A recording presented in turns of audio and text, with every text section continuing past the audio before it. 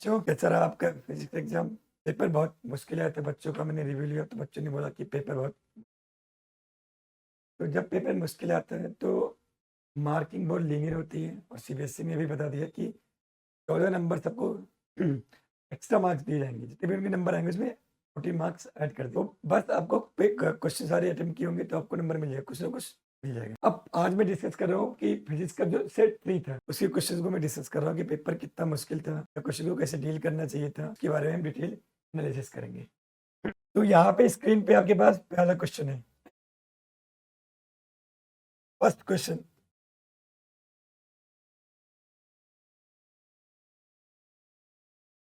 पहला क्वेश्चन में बोल रहा है कि एफ और 1/r² के बीच में ग्राफ है, और दिया हुआ जो टू चार्ज और दे रखा है, पहला जो फोर्स है एफ और आर के बीच में ग्राफ, वो Q1 Q2 के बीच में है और दूसरा Q2 Q3 के बीच में। इंपॉर्टेंट बात यह है कि जो Q2 है वो पॉजिटिव है और मैग्नीट्यूड में सबसे छोटा है। अच्छा, अब आप देखोगे कि Q1 Q2 और 1/r² के ग्राफ में जो Q1 Q2 के बीच में वो ऊपर बना हुआ ग्राफ, और इसमें क्या बना हुआ नीचे। इसका मतलब जो Q3 होगा वो नेगेटिव चार्ज होगा, यार ये पूछा नहीं है। बट नीचे ग्राफ का मतलब कि अट्रैक्टिव और ऊपर का मतलब पॉजिटिव। अब आप लोग को पता है कि जो एफ होता है, F is equal to the K Q1 Q2 divide by r² होता है, अगर दो चार्जेस के बीच की बात करूं। और ग्राफ किसके बीच में? एफ और 1/r² के बीच में। इसका मतलब जो एफ किसका रोल प्ले कर रहा है? वाई का। और 1/r² इसका रोल प्ले कर रहा है एक्स का। इसका मतलब जो ग्राफ होगा वो y is equal to X type का ग्राफ होगा। इसका मतलब जो स्लोप होगा, slope is equal to K Q1 Q2। That means slope is directly proportional to the product of charges. अब इस ग्राफ में देखो, इस लाइन का स्लोप ज्यादा है Q1 Q2 का as compare to Q3 Q2। तो इसका स्लोप ज्यादा है। स्लोप ज्यादा होने का मतलब कि चार्ज का प्रोडक्ट ज्यादा होगा। यहां पे कौन दो चार्ज है? ऊपर वाले में Q1 Q2। Q1 Q2 का जो प्रोडक्ट होगा वो ग्रेटर देन होगा किससे? Q2 Q3 से। अब दोनों तरफ Q2 सेम है तो कॉमन आ जाएगा, कट जाएगा। That means mod Q1 will be greater than mod Q3। इसका मतलब सबसे बड़ा चार्ज कौन होगा? Q1 और फिर Q3, और सबसे देर का क्वेश्चन में सबसे छोटा कौन है? Q2। तो सबसे छोटा कौन हो जाएगा? Q2। तो देख लो सबसे छोटा किसमें Q2 है, तो सबसे छोटा हो जाएगा Q2, उसके बाद है Q3, उसके बाद Q1। तो सबसे बड़ा हो जाएगा आपका Q1 और फिर Q3 फिर Q2। ऑप्शन ए क्या है? करेक्ट हो गया। अब इसके बाद मैं सेकंड क्वेश्चन की बात करता हूँ। सेकंड क्वेश्चन क्या कह रहा है?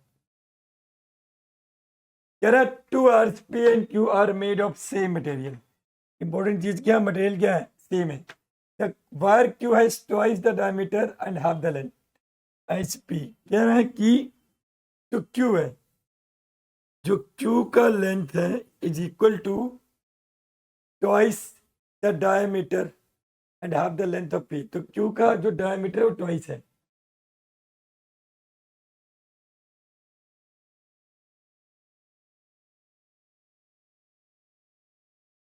ठीक है, तो जो डायमीटर मतलब रेडियस कह लो, तो radius of Q is 2 times radius of P, and length कितना है? हाफ है। तो length of Q is equal to half of length of P। पूछा हुआ if the resistance of wire P is R, the resistance of wire Q will be. तो कह रहे Q का कितना रेजिस्टेंस होगा। अगर मैं Q का रेजिस्टेंस निकालू तो R इक्वल क्या होता है? लोगों को पता है R इक्वल क्या होता है? R होता है rho L, R equal rho L divide by A, और we can say rho into length of Q divide by pi R square. R मतलब रेडियस ऑफ Q का स्क्वायर। अब यहाँ क्या दिया हुआ, जो क्यू का लेंथ है वो पी के लेंथ का हाफ है, that means 1/2 rho L P divide. अगर मैं क्यू की जगह पे क्या रखूंगा 2 RP, तो 2 कैसे कर, 2 जगह 4, तो जगह 4πRP²। अब यहाँ देखना 1/2 और 4 कितना हो जाएगा 1/8। और ये जो बचा ये वाला हिस्सा, ये जो चीज बचा आपका, ये हो गया radius of, sorry resistance of P, तो 1/8 आ जाएगा। और आर पे आर दिया हुआ, तो सी ऑप्शन करेक्ट, तो सी ऑप्शन करेक्ट हो गया। नेक्स्ट क्वेश्चन, अभी आप लोगों ने देख लिया होगा, इसको मिटा देता हूँ, ये तो आप स्क्रीन शॉट ले लो बैक करके वीडियो को।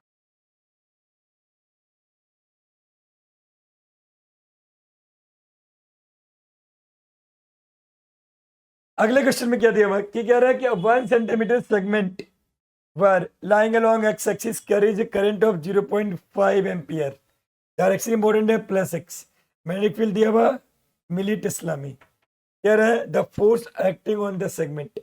अब हर चीज वेक्टर फॉर्म में दिया हो तो आपको फॉर्मूला वेक्टर फॉर्म में लगाना चाहिए। तो vector F is equal to क्या होता है I L cross B, and vector F is equal to I कितना दिया आपको 0.5, पुट कर दो 0.5। आपको लेंथ कितना दिया हुआ 1 सेंटीमीटर, तो सेंटीमीटर को मैं मीटर में कर लेता हूँ, 1 × 10⁻⁻², मीटर में क्या, और किधर करंट फ्लो हो रहा plus x, that means I cap cross magnetic field आपको चाहिए 0.4 मिली टेस्ला, 0.4 × 10⁻³ मैंने क्या कर लिया टेस्ला, ये कैप कर लिया, प्लस 0.6 × 10⁻³ ये कैप कर लिया। अब सब कुछ साइड में हो गया। अब फोर्स की अगर मैं बात करूँ तो हो जाएगा 0.5, यहाँ से कॉमन है जगह 10⁻², यहाँ पे दोनों में कॉमन किया 10⁻³ कॉमन है, यहाँ क्या बचेगा आई कैप, ब्रैकेट में बचेगा 0.4 जे कैप प्लस 0.6 के कैप, तो वेक्टर एफ क्या हो जाएगा, ये जगह 10⁻⁻5 और ये 5 को मैंने मैनेज कर दिया, तो ये हो जाएगा 5 × 10⁻⁻6। अब क्रॉस मल्टीप्लाई करते तो 0.4 आई क्रॉस जे क्या होता है के कैप। अब यहाँ देखो ये जगह 0.6 बट माइनस का हो जाएगा, क्योंकि आई क्रॉस के क्या होता है माइनस 0.6 जे कैप। अब मल्टीप्लाई कर दो एफ का, और ऑप्शन देखना हर जगह मिली और माइक्रो में है, इसे उसको चेंज मत करना, इसको ऐसे रहने देना। 5 4 जो 20 तो ये 2 के कैप हो जाएगा, और माइनस 5 6 30 तो 3 जे कैप हो जाएगा, और 10⁻⁻6 का मतलब होता है माइक्रो, तो हो जाएगा माइक्रो न्यूटन। कौन सा ऑप्शन मैच कर गया -3 जे कैप प्लस 2 के कैप माइक्रो न्यूटन, तो ऑप्शन बी क्या है करेक्ट हो गया। चलो अब अगले क्वेश्चन देखते हैं। अगला क्वेश्चन क्या कह रहा है ध्यान से देखते हैं। अगला क्वेश्चन कह रहा है अ कॉइल हैज 100 टन, तो कॉइल के पास टोटल टर्न्स कितने हैं 100, एरिया दिया हुआ 0.05 मीटर स्क्वायर, टोटल रेजिस्टेंस दिया हुआ आपको R is equal to 1.5 ohm, it inserted at an instant in a magnetic field of 0 milli tesla, मतलब पहले मैग्नेटिक फील्ड के बाहर था उसके अंदर डाल दिया गया। This axis parallel to the field, मतलब कॉइल का जो एक्सिस है वो फील्ड के क्या है पैरेलल है, तो बी भी इधर आएगा, और जो एरिया वेक्टर है वो भी इधर ही आएगा। The charge induce in the coil, कहला कि इतना चार्ज इंड्यूस हुआ। अब आप लोग को पता है कि delta Q is equal to delta phi divide by R, इसका मतलब आपको क्या निकालना, पहले चेंज इन फ्लक्स निकालना, और आर दिया हो तो ये आ जाएगा। अब डेल्टा फाई क्या हो जाता है final flux minus initial flux. अब मैं इसकी बात करूं फ्लक्स क्या होता है? बी इंटू ए इंटू कॉस थीटा। इनिशियल क्या हो जाएगा? 0, क्योंकि वो मैग्नेटिक फील्ड के बाहर था तो फ्लक्स होगा नहीं। और ये कितने का चेंज है? एक कॉइल का। कितने कॉइल दे रखे हैं? टोटल चक्कर कितने हैं? एन का मल्टीप्लाई कर देंगे तो डेल्टा फाई क्या हो जाएगा? कॉस थीटा कितना हो जाएगा? 0। और कॉस थीटा कितना है? 0, तो कॉस 0 कितना हो जाएगा? एन हो जाएगा एन बी ए। अब डेल्टा क्यू क्या हो जाएगा? N B A divide by R. अब सारी वैल्यूज का पुट कर दो। आपको एन कितना दिया हुआ? 100। बी कितना दिया हुआ आपको? ये दिया हुआ 90 मिली टेस्ला। तो 90 इंटू 10⁻³ कर दिया हमने। ओके, बी आ गया। एरिया दिया हुआ 5 इंटू 10⁻⁻² मीटर स्क्वायर हो गया। आर दिया हुआ 1. अब देखना डेल्टा क्यू क्या हो जाएगा? 2 जीरो यहाँ पे, 1 जीरो यहाँ पे, 3 हो गया तो इससे कैंसिल आउट हो गया। तो ये चीज 1 जीरो 2 जीरो इससे कैंसिल आउट हो गया। इसको मैं लिख सकता हूँ कि 9 इंटू 5 इंटू 10⁻⁻²। इसको ले सकता हूँ 15 इंटू 10⁻⁻1। ये हो जाएगा 5 3 जा 15 और 3 3 जा 9। ये हो जाएगा 3 इंटू 10⁻⁻1। That means 0.3 coulomb. इसका जो आंसर होगा वो 0.3 कूलम हो जाएगा। तो ये भी आ गया 0.3 कूलम। अब नेक्स्ट क्वेश्चन देखते हैं, इसे मिटा देता हूँ। और आप लोग जो भी वीडियो देख रहे हो कमेंट करके बताओ कि आपका क्या आंसर आया है। अगर गलत है तो क्यों गलत है वो भी बताओ कि कहाँ पे आपसे गलती हुई है। अगला देखते हैं बच्चों, क्या क्वेश्चन है। अगला दिया हुआ है कि you are required to design an air filled solenoid of inductance. L दिया हुआ आपको 0.016 henry. Having a length, L दिया हुआ आपको 0.81 metre. Radius 0.02 metre. The number of turns in the solenoid. कह रहा कि नंबर ऑफ टर्न्स कितना होगा सोलोनॉइड में वो बताना है। आप लोग को पता है कि जो एल होता है वो होता है mu nought N square L होता है। बट हमें नंबर ऑफ टर्न्स पर नहीं दिया, हमें टोटल टर्न निकालना है। इसको चेंज कर लो। हमें पता है कि म्यू नॉट एन होता है आपका total turns divide by total length A into L. एक एल से एक एल मर जाएगा, एल हो जाएगा mu nought N square A by small L. अब एन निकालना तो मल्टीप्लाई कर दो, तो यहाँ से एन स्क्वायर हो जाएगा L into small N divide by mu naught into A हो जाएगा। अब पहले पुट कर देते पहले और सिंप्लीफाई देखते और देखना कैसे सिंप्लीफाई किया जाता है। एल दिया हुआ दिस वन, तो इसको मैं लिखता हूँ 16 इंटू 10⁻⁻3। ये दिया हुआ मीटर में, तो इसको मैंने लिख दिया 81 इंटू 10⁻⁻2। ठीक है, और क्या दिया आपको? सॉरी मैंने स्मॉल लिख दिया। Divide by mu naught into L. अच्छा, म्यू नॉट की वैल्यू क्या होती है? आप लोग को पता है कि जो म्यू नॉट डिवाइड बाई 4 पाई होता है उसकी वैल्यू 10⁻⁻7। तो कितना हो जाएगा? 4 पाई इंटू 10⁻⁻7 हो जाएगा इंटू एरिया क्या होता है? Pi into R square. R कितना है? 2 इंटू 10⁻⁻2 का होल स्क्वायर। अब बच्चों क्या करना है कि यहाँ पे स्क्वायर है, हमें पता है इसको स्क्वायर रूट लेना है। आप इसको सिंप्लीफाई करो, ऐसा करो कि हर एक चीज का स्क्वायर रूट आ जाए। 16 का पता है स्क्वायर रूट, 81 का पता है, और इसको भी थोड़ी सिंप्लीफाई कर लेते हैं। तो कैसे हो जाएगा? ये एन स्क्वायर हो जाएगा 16 इंटू 81 इंटू, अब देखो 10⁻⁻3 10⁻⁻2 10⁻⁻5 हो जाएगा और ये ऊपर जाएगा तो -5 + 7 तो बचेगा इस जगह 10⁻³ -2 तो -5 हो जाएगा।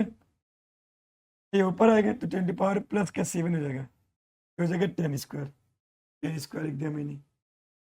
लिख दिया 4 इंटू पाई स्क्वायर, ये तो स्क्वायर है ऑलरेडी, तो स्क्वायर से 2 इंटू 10⁻⁻² का होल स्क्वायर। अब ले ले स्क्वायर रूट, अब आसान हो जाएगा। 16 का स्क्वायर रूट 4, 81 का 9, ये हो जाएगा 10, ये हो जाएगा 4 का स्क्वायर रूट हो जाएगा 2, पाई स्क्वायर का पाई हो जाएगा, इसका स्क्वायर रूट 2 इंटू 10⁻⁻²। क्या करना है आप लोग को? कैंसिल आउट करना है।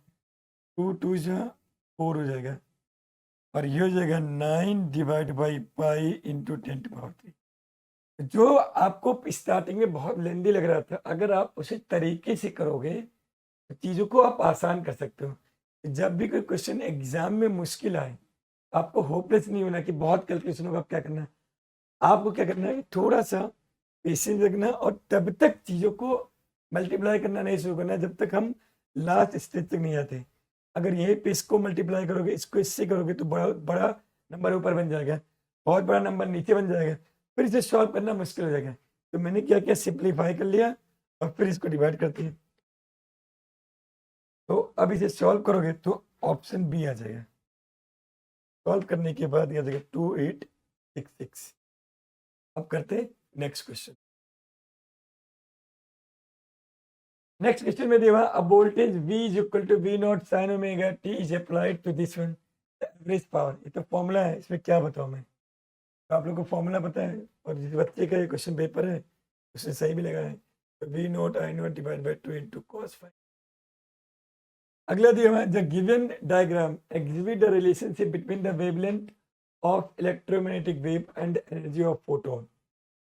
तो आप लोग को पता है कि E इज इक्वल टू क्या होता है, h nu, and we can say nu था c by lambda, c by lambda हो गया। इसे लेमडा और ई में जब ग्राफ बनाओगे तो ये इन्वर्सली आएगा। अब 3 पॉइंट दिया हुआ, P R एंड Q। अब क्वेश्चन में देखना, यहाँ जो ऑर्डर है, क्वेश्चन में ऑर्डर है, तो कई बच्चे इसको भी गलती कर देंगे। डायग्राम में जो ऑर्डर है वो PRQ दिया हुआ है, बट क्वेश्चन में ऑर्डर पूछा हुआ PQR का। तो कई बार हम क्या होता है, डायग्राम के हिसाब से ऑप्शन टिक कर देते हैं, बट उसने ऑर्डर चेंज कर रखा, P उसके बाद Q का नाम लिया, फिर R का नाम लिया। तो क्या क्या हो सकता है, आप लोग को पता है कि ये ऑर्डर याद होगा, GX UV I am shorter than Amitabh. G मतलब gamma, X-ray, ultraviolet, visual, infrared, microwave, short radio wave, television and amplitude modulation wave. सबको पता है इधर जाने पे लेमडा बढ़ता है और इधर जाने पे फ्रिक्वेंसी घटती है। तो पहचानना, 3 चीजें दे रखी हैं और ऑप्शन में, X-ray, UV, microwave. UV, microwave, X-ray, तो उनकी पहचानना है। तो सबसे पहले कौन आ गया, एक्सरे। एक्सरे ले लो, ये एक्सरे हो गया।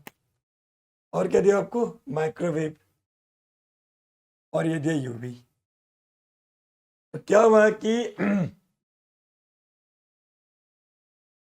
तो क्या ये जो तीनों है, the 3 point is marked on the diagram may correspond respectively। तो जितना लेमडा कम होगा, क्या फ्रिक्वेंसी उतना ज़्यादा हाई होगा। तो देखो सबसे कम लेमडा किसका, पी का, इसकी फ्रिक्वेंसी हाई होगी, तो कौन होगा, एक्सरे। इसका मतलब जो पी हो गया वो आपका एक्सरे है। उसके बाद इसका लेमडा कम है, आर का, तो जो आर हो गया वो हो गया यूवी रेज। उसके बाद बचा कौन, क्यू। तो क्यू क्या हो गया, माइक्रोवेव। माइक्रोवेव बस गया माइक्रोवेव। तो ऑर्डर कर लेते हैं। सबसे पहले इसका नाम आया पी, पी हमारा क्या है, एक्सरे, 2 ऑप्शन में एक्सरे।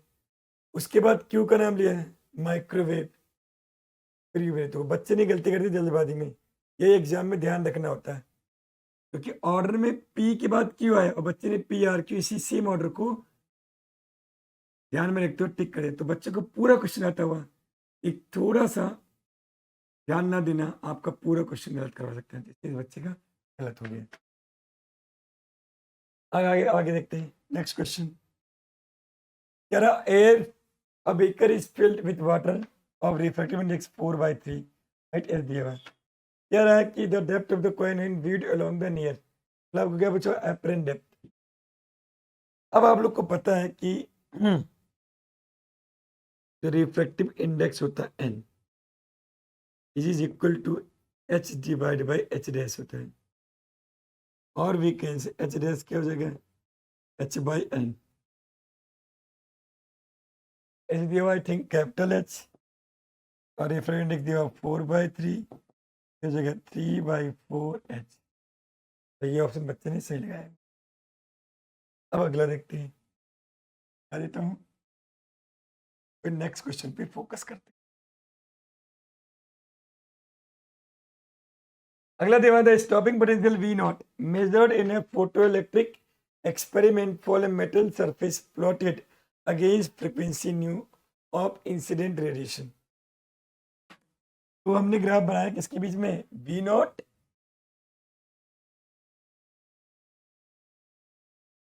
एंड फ्रीक्वेंसी के बीच में।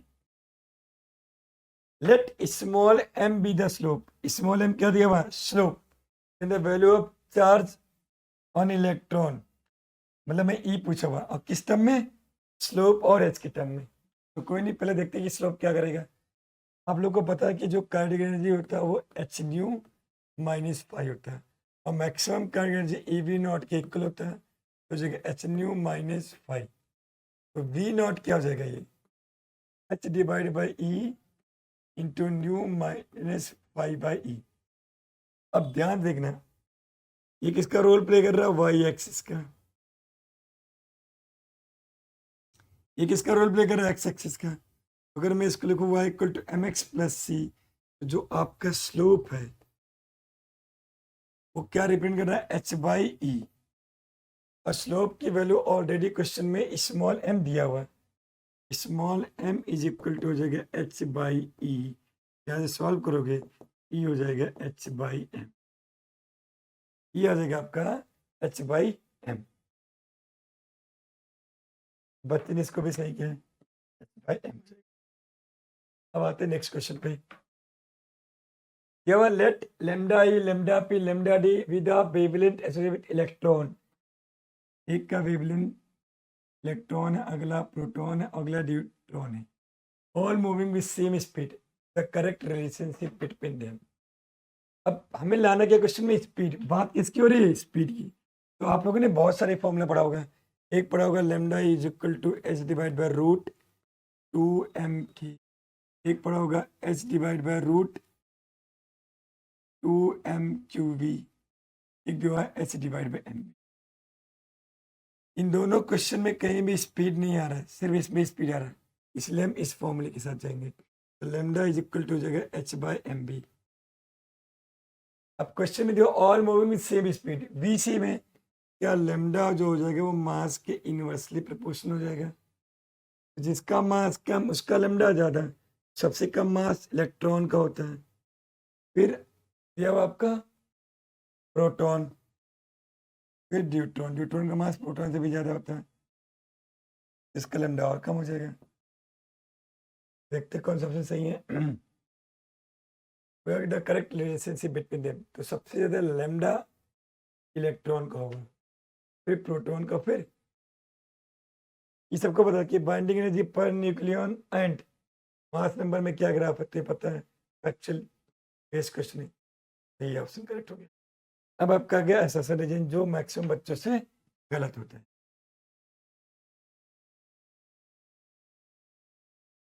अब देखते हैं सर रीजन में क्या बात हो रही है, क्या क्वेश्चन पूछा गया है। यह है when the PN junction diode is forward biased, अगर the barrier height and depletion layer with both increase. अब आप लोग को पता है कि फॉरवर्ड बायस में जो बैरियर पोटेंशियल होता है वो आपका थिन हो जाता है, और इफेक्टिव बैरियर पोटेंशियल भी क्या हो जाता है, कम हो जाता है। उसका रीजन ये है क्योंकि बैरियर पोटेंशियल और एक्सटर्नल जो बैटरी होता है दोनों एक दूसरे को अपोज करते हैं। तो देख लो, the barrier height and the depletion layer both decreases. और अगला सेशन, इसमें सी ऑप्शन करेक्ट है। अब अगला आ गया क्वेश्चन एसर्शन रीजन का।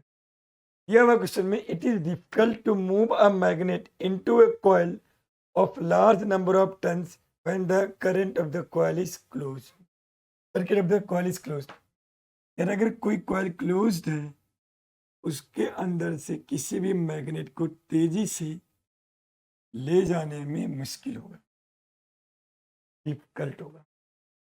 अब आप लोग को पता है कि जब ये कॉइल इसके अंदर जाएगा तो इसका फ्लक्स बढ़ेगा, फ्लक्स बढ़ेगा तो इसके अंदर क्या आएगा, इंड्यूस करंट आएगा। और लेंज लॉ के अकॉर्डिंग इंड्यूस करंट इस तरीके से आता है कि इसकी मोशन को अपोज करेगा। जितना तेजी से जाएगा उतना तेजी से फ्लक्स चेंज होगा, उतना ज़्यादा अपोजिशन आएगा। तो पहला चीज नहीं दिया, असर्शन क्या आपका, the direction of induced current in a coil when its circuit closed due to motion of magnet is such that it opposes the cause। सही है, इंड्यूस्ड करंट हमेशा इस तरीके से आता है, ये उस कॉज को अपोज करता है जिसकी वजह से इसे प्रोड्यूस किया गया। और इसी को हम बोलते हैं लेंज लॉ। रीजन भी सही है और इसी के ब्याह पे हमने ऊपर एक्सप्लेन भी किया, असर्शन भी सही है, रीजन भी सही है और करेक्ट एक्सप्लेनेशन भी है। अगला क्वेश्चन, यह वह, the deflection in a galvanometer is directly proportional to the current passing through it. तो देखते हैं, phi is equal to N B A divide by K into I होता है, ये आपने पता होगा। और यहां से कह सकते हो कि फाई इज प्रोपोर्शनल टू आई। तो असर्शन क्या है आपका, correct. The coil of galvanometer is suspended in uniform radial magnetic field. कह रहा है जो आपका कॉइल है, जैसे कोई कॉइल हो गया आपका, मालूम है कॉइल बोल दूं, तो जो कॉइल है ये यूनिफॉर्म रेडियल मैग्नेटिक फील्ड में होता है। यूनिफॉर्म रेडियल मैग्नेटिक फील्ड से क्या होता है कि मैग्नेटिक फील्ड लाइंस हमेशा कॉइल की सरफेस से क्या होंगी, पैरेलल होंगी। तो हम जो टॉर्क पढ़ते हैं, टॉर्क होता है M into B into sine theta, तो थीटा हो जाएगा 90। ये कॉइल में जो करंट हो गया तो एंटी क्लॉकवाइज होगा, क्लॉकवाइज होगा। तो मैग्नेटिक मोमेंट इधर आ गया, मैग्नेटिक फील्ड सरफेस के पैरेलल है, तो थीटा कितना हो गया, 0, सॉरी 90, साइन 91 हो गया। और आप लोग को पता है एन क्या होता है, एन इंटू आई इंटू ए होता है, और ये हो गया बी हो गया। और ये हमारा आता है टॉर्क। अभी जो टॉर्क है ये करंट के डायरेक्टली क्या है, प्रोपोर्शनल है। और करंट के डायरेक्टली प्रोपोर्शनल है, इसलिए फाई के भी क्या है, डायरेक्टली प्रोपोर्शनल है। अगर ये रेडियल मैग्नेटिक फील्ड नहीं होता तो ये टॉर्क लीनियर नहीं होता, और टॉर्क लीनियर नहीं होता तो डिफ्लेक्शन भी लीनियर नहीं होता। इसलिए रीजन भी सही है और करेक्ट एक्सप्लेनेशन भी। अगला देखो क्या दिया हुआ, we cannot form a p-n junction diode by taking a slab of p-type semiconductor and physically joined it to another slab of n-type semiconductor। ये कह रहा है कि p-n जंक्शन बनाना इतना आसान नहीं है। सिंपली हमने ये p ले लिया, n ले लिया, दोनों को ऐसे मिला दिया और p-n जंक्शन मिल। जब तुम दो चीजों को ऐसे सिंपली फिजिकली मिलाओगे तो कितना भी मिला लो, बीच में थोड़ा बहुत गैप रह जाएगा, हल्का फुल्का। एटॉमिक लेवल में मिलना चाहिए। जब भी पी जंक्शन बनेंगे तो पी और एन का जो इंट्रैक्शन होना चाहिए वो एटॉमिक लेवल पे होना चाहिए। तो आप बेसिकली जस्ट किसी गम से ऐड कर दोगे, उनके बीच में एग्जैक्टली एटॉमिक लेवल पे इंट्रैक्शन नहीं होगा। तो ये सही दिया हुआ assertion. In P type semiconductor के अलावा जो इलेक्ट्रॉन डेंसिटी होता है वो होल से ज़्यादा होता है, होल ज़्यादा होता है, इलेक्ट्रॉन कम होता है। गलत हो गया। अगला, the potential energy of electron revolving any stationary orbit in hydrogen atom is positive। ये भी गलत है क्योंकि एनर्जी नेगेटिव होता है। The total energy of charge particle is always positive, नहीं ऐसा जरूरी नहीं है, नेगेटिव भी हो सकता है। तो रीजन। अब आते हैं अपने ऑब्जेक्टिव क्वेश्चन की तरफ। ऑब्जेक्टिव और असर्शन रीजन ये complete.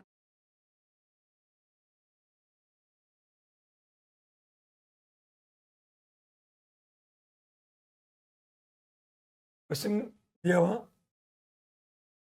17, a battery of EMF E and internal resistance small r is connected to a rheostat. rheostat क्या होता है? जो वेरिएबल रेजिस्टेंस प्रोड्यूस कर सकता है।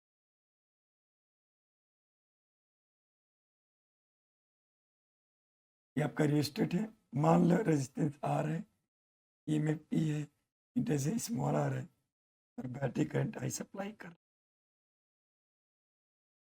When a current of 2 ampere is drawn from the battery, the potential drop across the rheostat is 5 volt. कह रहा इसके अक्रॉस जो पोटेंशियल ड्रॉप हुआ वो क्या दिया हुआ? 5 वोल्ट।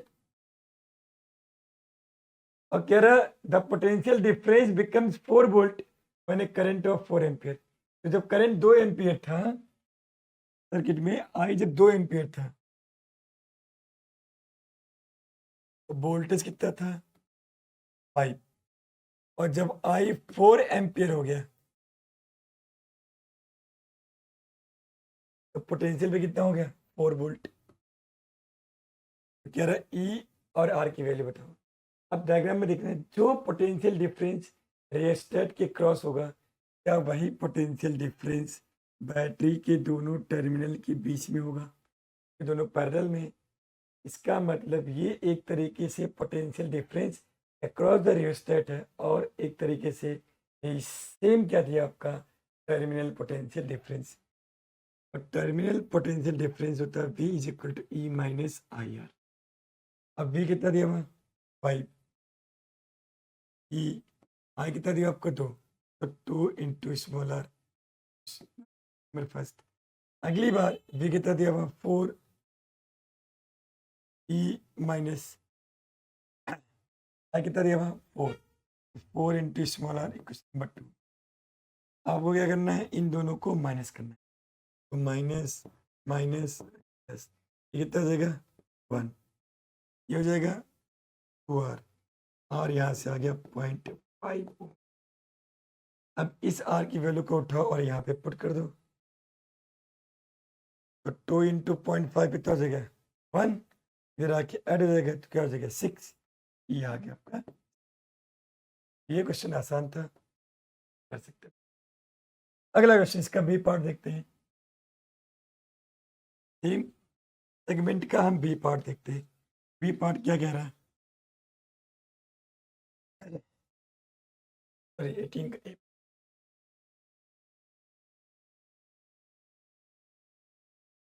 कह रहा in a refraction experiment the slit is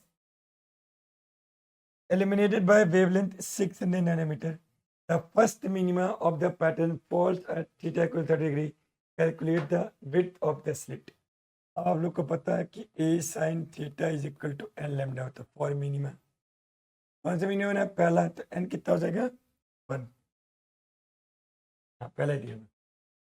theta कितना दिया? 30। तो a sin 30 is equal to 1 into lambda. Sine 30 हो जाएगा 1/2 equal to lambda is equal to जाएगा 2 लेमडा। और आई थिंक लेमडा दिया हुआ 600 नैनोमीटर, तो ये हो जाएगा 1200 नैनोमीटर। आ गया। अब बी पार्ट करते हैं इसका। ये हुआ in Young double slit experiment light waves each of intensity I naught. कह रहा है इंटेंसिटी बताओ स्क्रीन पे, जहाँ पे पार्ट डिफरेंस लेमडा बाई 8 है। As we know that I is equal to होता आई मैक्स cos स्क्वायर 5/2। अब आई मैक्सिमम होता है 4I0 और I0 क्या होता है? दोनों सोर्स में से एक सोर्स की इंटेंसिटी, क्योंकि दोनों बराबर होते हैं। और तुम्हें पता है कि फाई की वैल्यू क्या होता है? Phi is equal to 2 pi by lambda into P. अगर मैं यहाँ पे पुट कर दूंगा तो 2 से 2 कट जाएगा, तो बचेगा क्या? पाई पी डिवाइड बाई लेमडा। तो आई हो जाएगा 4I0 cos square pi by lambda. आपको पी दिया हुआ path difference lambda by 8। Lambda से लेमडा क्या हो गया, कैंसिल आउट, तो आई हो जाएगा 4I0 कॉस स्क्वायर पाई/8, और पाई/8 होता है 22.5 डिग्री। अब ये कैसे निकालोगे, अगर आपने ये छोड़ दिया तो भी नंबर मिल जाएंगे, क्योंकि सबके पास मैथ तो होता नहीं है, बाय वाले स्टूडेंट भी होते हैं, यहीं पे भी छोड़ दोगे तो भी पूरे नंबर मिल जाएंगे। बट यहाँ से आगे कैसे प्रोसीड करना है वो देख लो। आप लोग एक फॉर्मूला पढ़ोगे मैथ में, cos 2 theta is equal to होता है 2 cos स्क्वायर थीटा माइनस 1, इधर ले इसको लिखते हैं 1 divide by 2 1 plus cos 2 theta is equal to cos square theta. अब थीटा कितना लगना है 22.5, दोनों तरफ क्या पुट करो 22.5, तो ये जगह 1/2 1 प्लस ये जगह cos 45 is equal to cos square 22.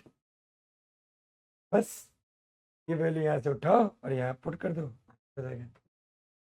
अब अगला क्वेश्चन,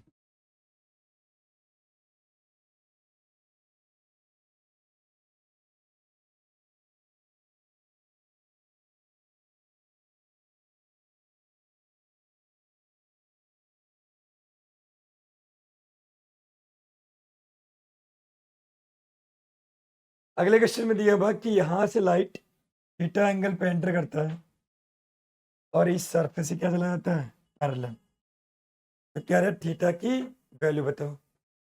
तो ध्यान देखो यहाँ पे अगर मैं परपेंडिकुलर ड्रॉ कर दूं तो ये एंगल क्या हो जाएगा सी, यहाँ दिख नहीं है ठीक से, ऐसे है, और लाइट यहाँ से एंटर किया है ऐसे, फिर ऐसे, क्या यहाँ पे जस्ट क्लियर हुआ है, तो ये हो जाएगा IC, ये हो जाएगा R रिफ्रैक्टिव एंगल, और ये हो जाएगा थीटा, और एन दिया हुआ refractive index that is 2 divide foot. अब पहले यहाँ से सॉल्व करोगे, थीटा को लिंक करना है वहां तक जाना है, तो देखो यहाँ पे स्नेल लॉ लगा दो। स्नेल लॉ क्या कहता है कि sine I divide by sine R is equal to N होता है। साइन आई कितना दिया थीटा, तो sine theta divide by sine R, और एन हो जाएगा 2 डिवाइड बाई √3। तो यहाँ से आपका जो साइन थीटा होगा वो जगह 2 divide by √3 into sine R. अब यहाँ आ जाते हैं, अब आप लोग को पता होगा कि साइन आई से क्या होता है 1/n होता है, और यहाँ से आई सी प्लस आर क्या होगा 90, तो क्या मैं आई सी को 90 माइनस आर लिख सकता हूँ, और 1/n हो जाएगा √3/2, एंड 90 माइनस थीटा क्या होता है कॉस थीटा इस जगह √3/2, और √3/2 कॉस में कब होता है जब आर कितना होता है 30 डिग्री, यहाँ आर पुट कर दो, तो यहाँ से आ जाएगा 2/√3, और साइन 30 हो जाएगा 1/2, 1/2 से 2 कट गया, तो साइन थीटा कितना आ गया 1/√3, यहाँ से और आगे प्रोसीड करोगे यहाँ से थीटा आ जाएगा साइन इनवर्स 1 डिवाइड बाई। अगला दिया prove that in Bohr model of hydrogen atom time period revolution of an electron in nth orbit is proportional to n³। तो हमें प्रूव करना है कि t is proportional to n³ होता है। तो ज़्यादा 2 नंबर का क्वेश्चन है तो ज़्यादा डिटेलिंग नहीं करनी, आपको बस सिंपली दिखा देना कि t प्रोपोर्शनल टू n³ होता है। अब t कैसे निकालोगे, रिवॉल्यूशन टाइम इक्वल टू क्या होता है डिस्टेंस डिवाइड बाई स्पीड, उसके लिए r चाहिए। तो जो रेडियस होता है आप लोग को पता होगा, जो रेडियस ऑफ ऑर्बिट होता है 0.53 n² z सिंपल। अगर एक ही एटम की बात हो तो z और 0.53 क्या हो गया कांस्टेंट, इसको मैंने नाम दे दिया के इंटू एन स्क्वायर, एक कॉन्स्टेंट। अगर मैं स्पीड की बात करूं तो आपने पढ़ा होगा जो v होता है Z A divide by 137 n होता है। किसी एक पर्टिकुलर आइटम के लिए ये पूरा क्या हो गया, कांस्टेंट हो गया। तो इसको मैंने नाम दे दिया k1, इसका के टू, क्या k2 डिवाइड बाई n। अब टाइम पीरियड क्या होता है, एक चक्कर में कितना डिस्टेंस चलेगा, 2πr डिवाइड बाई स्पीड हो गया। तो 2π r की वैल्यू क्या देखिए, k1n², ये क्या दिया हुआ, k2/n, ऊपर जाएगा n, तो t हो जाएगा 2π k1 divide by k2 into N cube. क्या सभी की ये कांस्टेंट है, क्या t proportional to N cube आ गया, प्रूफ हो गया। अगले क्वेश्चन में चलते हैं।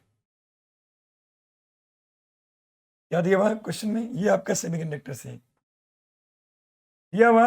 अब p type semiconductor is made of by doping an average of 1 dopant atom per 5 into 10⁻7 silicon atom. मतलब कि 5 इंटू 10⁻7 एटम होंगे सिलिकॉन के, तो आपका एक डोप्ड एटम होगा। ये कहना चाह रहे हैं question, the number density of silicon atom is this one. कह रहा है कि जो भी मटेरियल है उसके अंदर पर मीटर क्यूब में कितने सिलिकॉन एटम है, 1 मीटर क्यूब में कितने सिलिकॉन एटम है, 5 इंटू 10⁻28 एटम है सिलिकॉन के। इतने एटम में एक डोप्ड एटम है, इतने में कितने डोप्ड एटम होंगे, तो जगह 5 इंटू 10⁻28 डिवाइड बाई 5 इंटू 10⁻6, इसे सॉल्व करने से कट जाएगा, तो जगह 10⁻21 पर मीटर, इतने मतलब डोप्ड एटम है।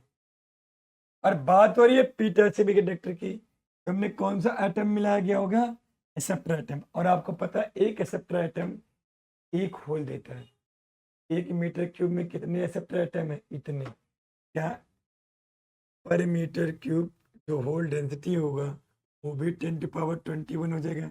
भैया एक एटम जो डोप्ड एटम होता है वो एक होल देता है, इतने एटम 1 मीटर क्यूब में, इतने होल होंगे पर मीटर क्यूब में। ये तो होता होल डेंसिटी। होल डेंसिटी आपको दे दिया, by the number of holes created per cubic centimeter, ये आगे in the specimen during दो, also give one example of such dopant। कह रहा है इसके एग्जाम्पल दो। तो ग्रुप 13 के जो एलिमेंट है वो इसके एग्जाम्पल है, क्योंकि डोपिंग करने के लिए हमें ट्राइवेलेंट चाहिए। और ट्राइवेलेंट क्या होगा, सारे आलू, गाजर, इन कलर, ये सारे इसके एग्जाम्पल है। कोई एक पूछा था, अब चार में से कोई एक लिख दे। अगला क्वेश्चन क्या दिया हुआ है, आप लोग पढ़ो, तब तक मैं इस स्पेस क्रिएट कर लेता हूँ। अगला क्वेश्चन दिया है, 2 batteries of EMF 3 volt and 6 volt. ये 6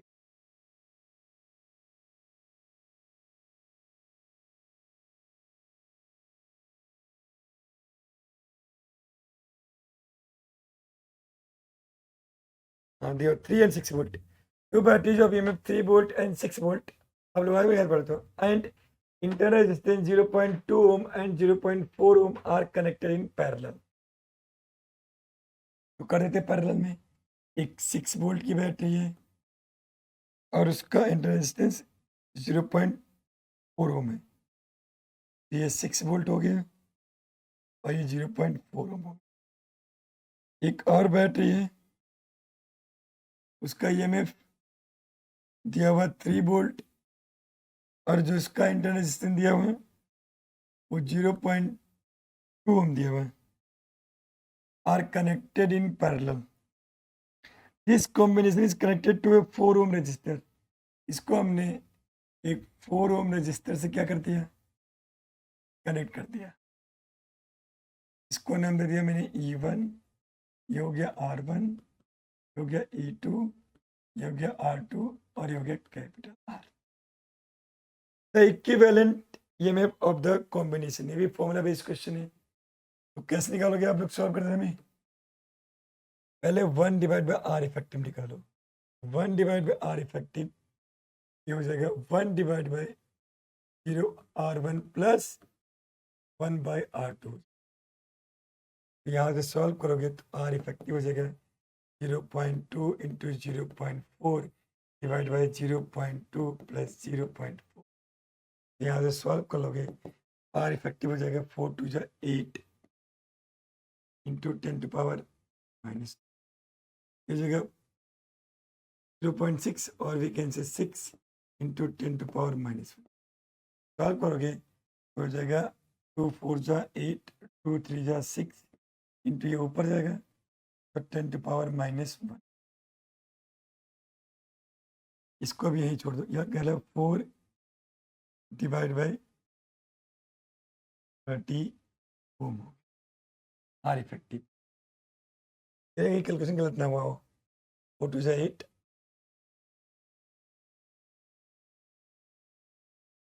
ठीक है 2 4। अब ई इफेक्टिव का फॉर्मूला क्या होता है?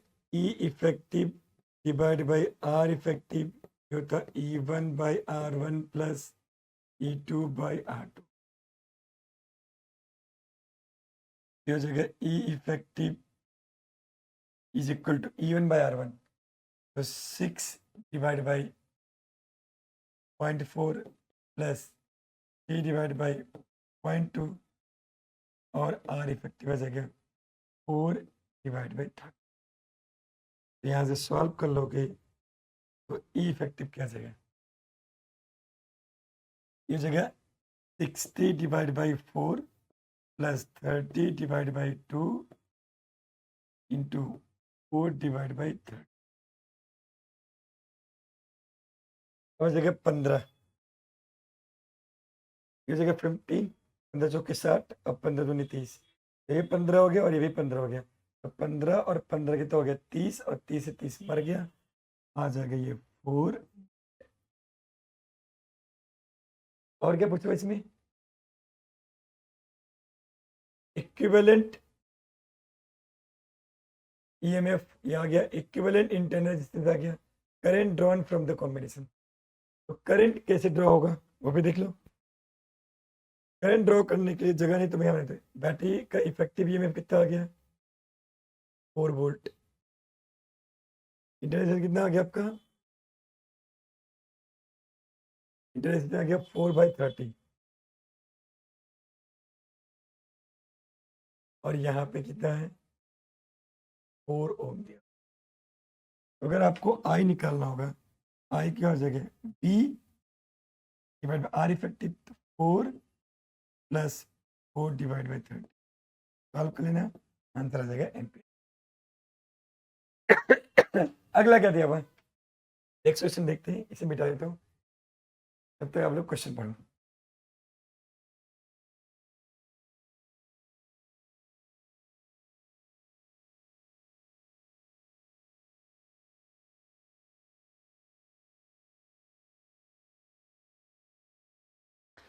अगला दिया हुआ कि a conductor of length L is connected across an ideal cell of EMF E. Keeping the cell connected, the length of the conductor is increased by 2 volt. तो कह रहा है कोई वायर है वो बैटरी से कनेक्टेड है और बैटरी का ईएमएफ ई दिया हुआ और इसकी लेंथ एल दिया हुआ। अब कह रहा है कि the length of the conductor is increased by 2l by gradually stretching it. इसकी दुगना कर दिया। If R and R dash are initial and final values of the resistance, VD and VD dash are the initial and final values of drift velocity. Find the relation between R dash and R. अब जो resistance होता है R, ये होता है रो L square by V। खींचने पे ना वॉल्यूम चेंज होता ना मटेरियल की property resistivity R proportional to L square. अगर आपने लेंथ को दुगना कर दिया तो 2 का स्क्वायर कितना हो जाएगा 4, तो जो आपका रेजिस्टेंस है वो 4 टाइम्स बढ़ जाएगा। अब बात कर लेते हैं ड्रिफ्ट वेलोसिटी की। ड्रिफ्ट वेलोसिटी का फॉर्मूला होता है small E capital E divide by small M into tau. इतनी उतनी से ना स्मॉल ई चेंज होगा, ना मास चेंज होगा, ना टाउ चेंज होगा, केवल इलेक्ट्रिक फील्ड चेंज होगा। तो V D is proportional electric field. आप लोग को पता है कि इलेक्ट्रिक फील्ड क्या होता है, वी बाई डी, और डी क्या होगा वायर का लेंथ। क्या वी अभी भी सेम है, क्योंकि बैटरी का जो वोल्टेज था वो सेम है। यहाँ पे ई मतलब इलेक्ट्रिक फील्ड है ये। तो जो ड्रिफ्ट वेलोसिटी होगा वो लेंथ के क्या होगा, इनवर्सली प्रोपोर्शनल है। अगर एल दुगना हो जाएगा तो वी डी क्या हो जाएगा 1/2, तो वी डी डैश हो जाएगा 1/2। ये भी हो गया। अगला दिया using Biot Savart law derive expression for the magnetic field due to current due to a circular current carrying loop at a point on its axis. ये डेरिवेशन है, हर बच्चों का आता है, नोट्स में होता है, तो मैं इसे नहीं करा रहा हूँ क्योंकि हर बच्चा कर लेगा। अगला भी डेरिवेशन है, ये भी आता होगा। ये आपका EMI चैप्टर का इलेक्ट्रोमैग्नेटिक इंडक्शन। अगेन ये भी डेरिवेशन है, क्योंकि ये दिया हुआ EM वेव में, ये कहाँ दिया हुआ EM वेव में, ये भी आप लोग कर लोगे क्योंकि ये भी डेरिवेशन है, तो ये कराने की जरूरत नहीं है। अगला दिया हुआ parallel plate capacitor is charge by a source AC so that the sum of conduction current and displacement current has the same value at all points। यार कंडक्शन करंट और डिस्प्लेसमेंट करंट की वैल्यू हर जगह same होती है, तो हमें क्या proof करना है, IC plus ID is equal to कौन। अब अगर इसको क्वेश्चन प्रूफ करना है तो कैसे करेंगे हम, ये कैपेसिटर का प्लेट है और यहाँ पे हमने एक बैटरी लगा दिया।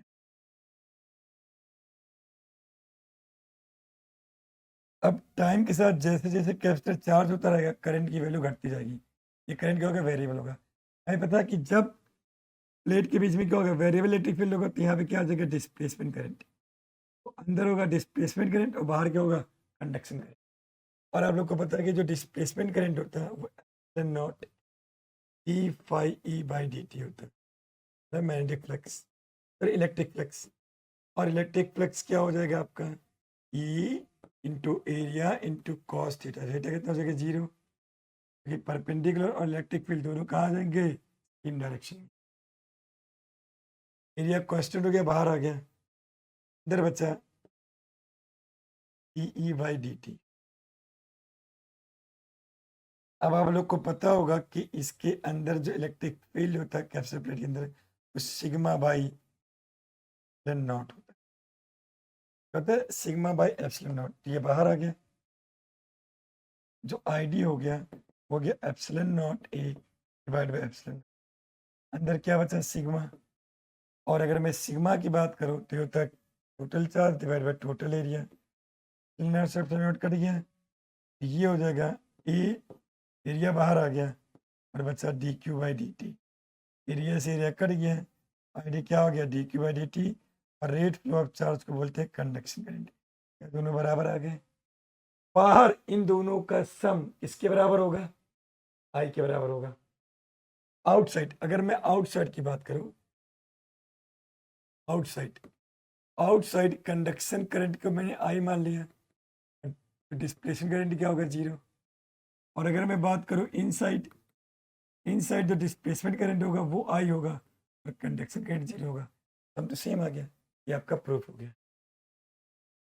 इन केस ऑफ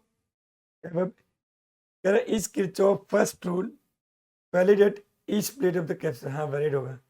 किरचॉफ क्या कहता है, जितना करंट अंदर आएगा उतना ही बाहर जाएगा। यानी कितना करंट आया, आई, दैट इज कंडक्शन करंट, उतना ही अंदर भी करंट है, आया उतना आ गया। अब अगला क्वेश्चन आ गया, क्वेश्चन नंबर 26।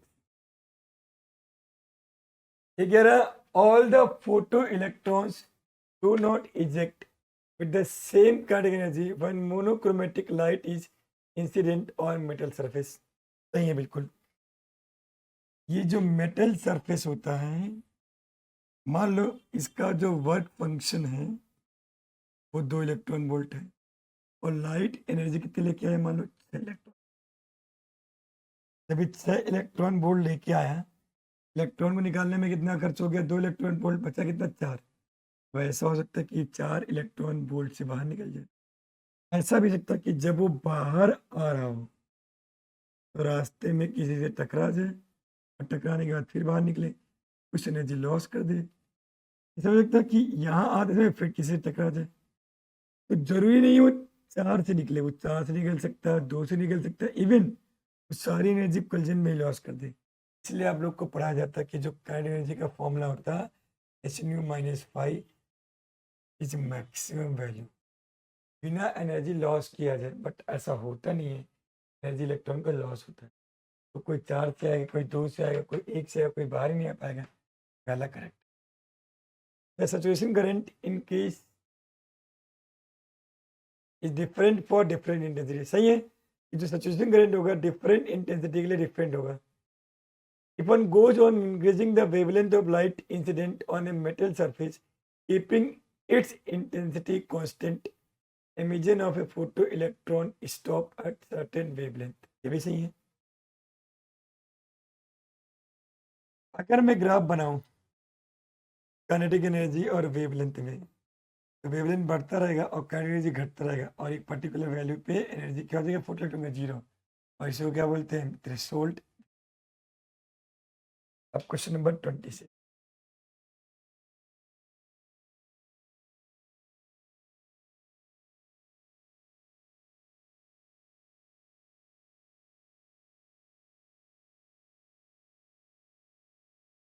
क्या divine mass defect and binding energy of nucleus, सबको आता है.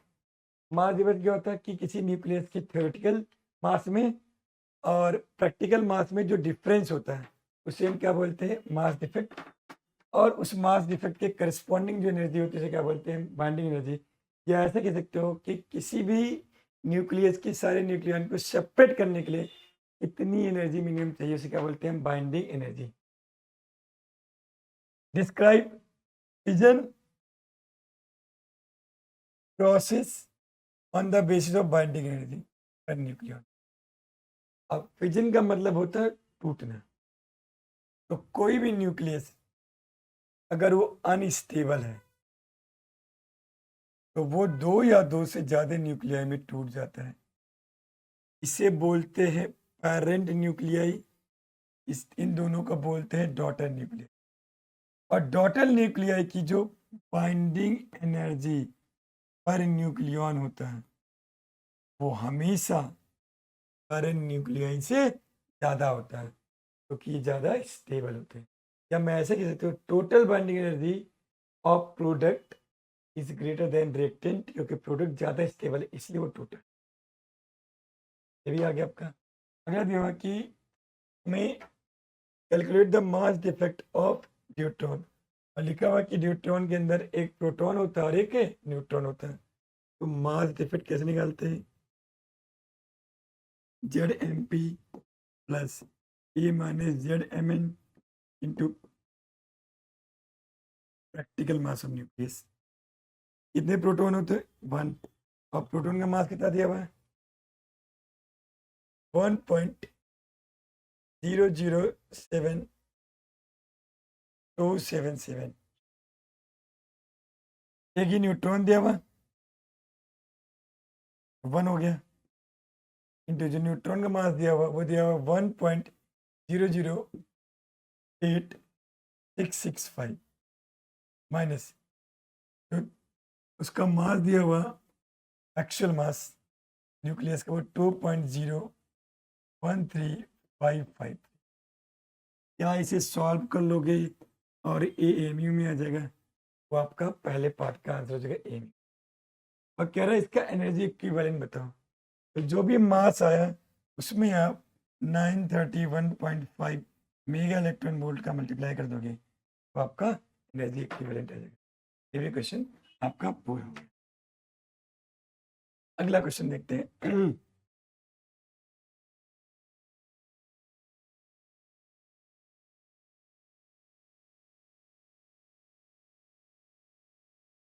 अगला दिया हुआ, draw the circuit arrangement for BI characteristic। तो ये हमारा हो गया,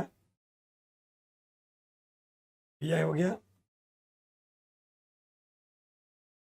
यहाँ पे हमने एक रेजिस्टेंस लगा दिया और यहाँ पे अप्लाइड वोल्टेज लगा दिया।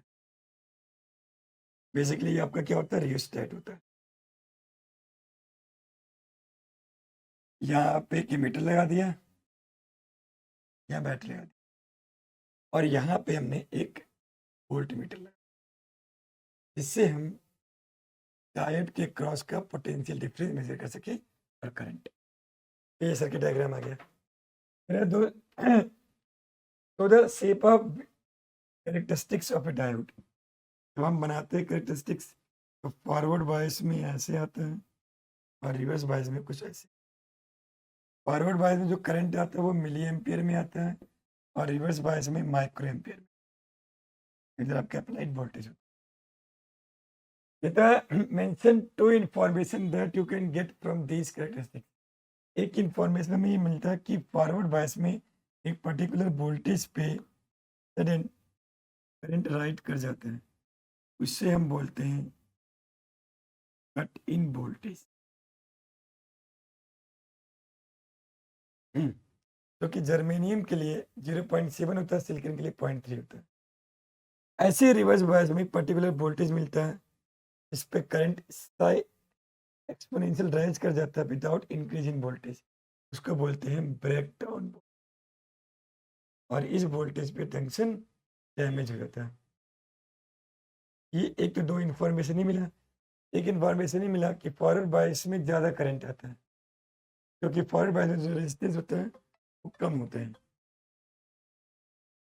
और रिवर्स बायस में ज़्यादा करंट रेजिस्टेंस होता है। ये दो इन्फॉर्मेशन आप यहाँ से मिल गया। अगला क्वेश्चन देखते हैं।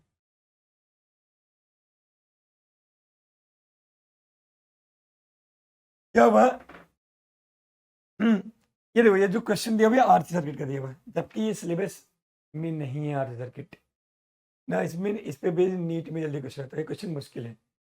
उन लोगों ने इसका तरीका क्या निकाल दिया, उन्होंने आउट ऑफ सिलेबस के थियोरी को पैसेज में दे दिया, जिससे कोई बच्चा ये कहने लायक ना रहे ये सिलेबस का पार्ट नहीं है। क्वेश्चन को मुश्किल बना दिया और लोगों का ब्लेम भी नहीं है, है क्वेश्चन ही मुश्किल। तो देते हैं आरसी सर्किट में जो आपको आर दिया हुआ है, देखो फिर डेटा दिया हुआ है, आर दिया हुआ आपका 20 किलो ओम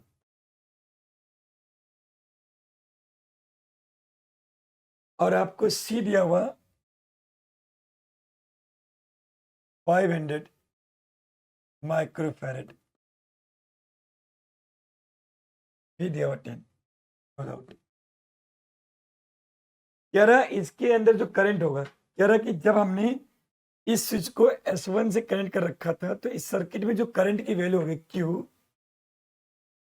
वो इस इक्वेशन के अकॉर्डिंग वेरी करेगा। Q 1 minus E power minus E by R C. अब बार बार आर सी लिखोगे, इससे अच्छा है कि आर सी की वैल्यू को सॉल्व कर लो। अगर मैं आर सी लिखूँ तो आर सी क्या हो जाएगा, आर दिया हुआ 20 इंटू 10⁻³ और सी दिया हुआ 500 इंटू 10⁻⁻6। अब देखना ध्यान से, 2 जीरो यहाँ पे, 1 जीरो यहाँ पे, 3 इस जीरो से ये 3 जीरो यहाँ पे, 3 जीरो 6, इससे मर गया। तो जो आर सी आया है वो 5 टू 10 आ गया। तो मैं Q को लिख सकता हूँ कैपिटल Q 1 माइनस ई और माइनस ई डिवाइड बाई 10। अब क्वेश्चन ये दिया हुआ कि the final charge on the capacitor when की S1 is closed end S2 is open. जब S1 को क्लोज कर दिया, S2 ओपन है, तो ओपन का फाइनल चार्ज मिल गया बहुत काफी टाइम के बाद। तो काफी टाइम के बाद कैसे निकालोगे क्यू को? तो टी क्या हो जाएगा? 1 माइनस 1 डिवाइड बाई ई पे पावर टी डिवाइड बाई 10।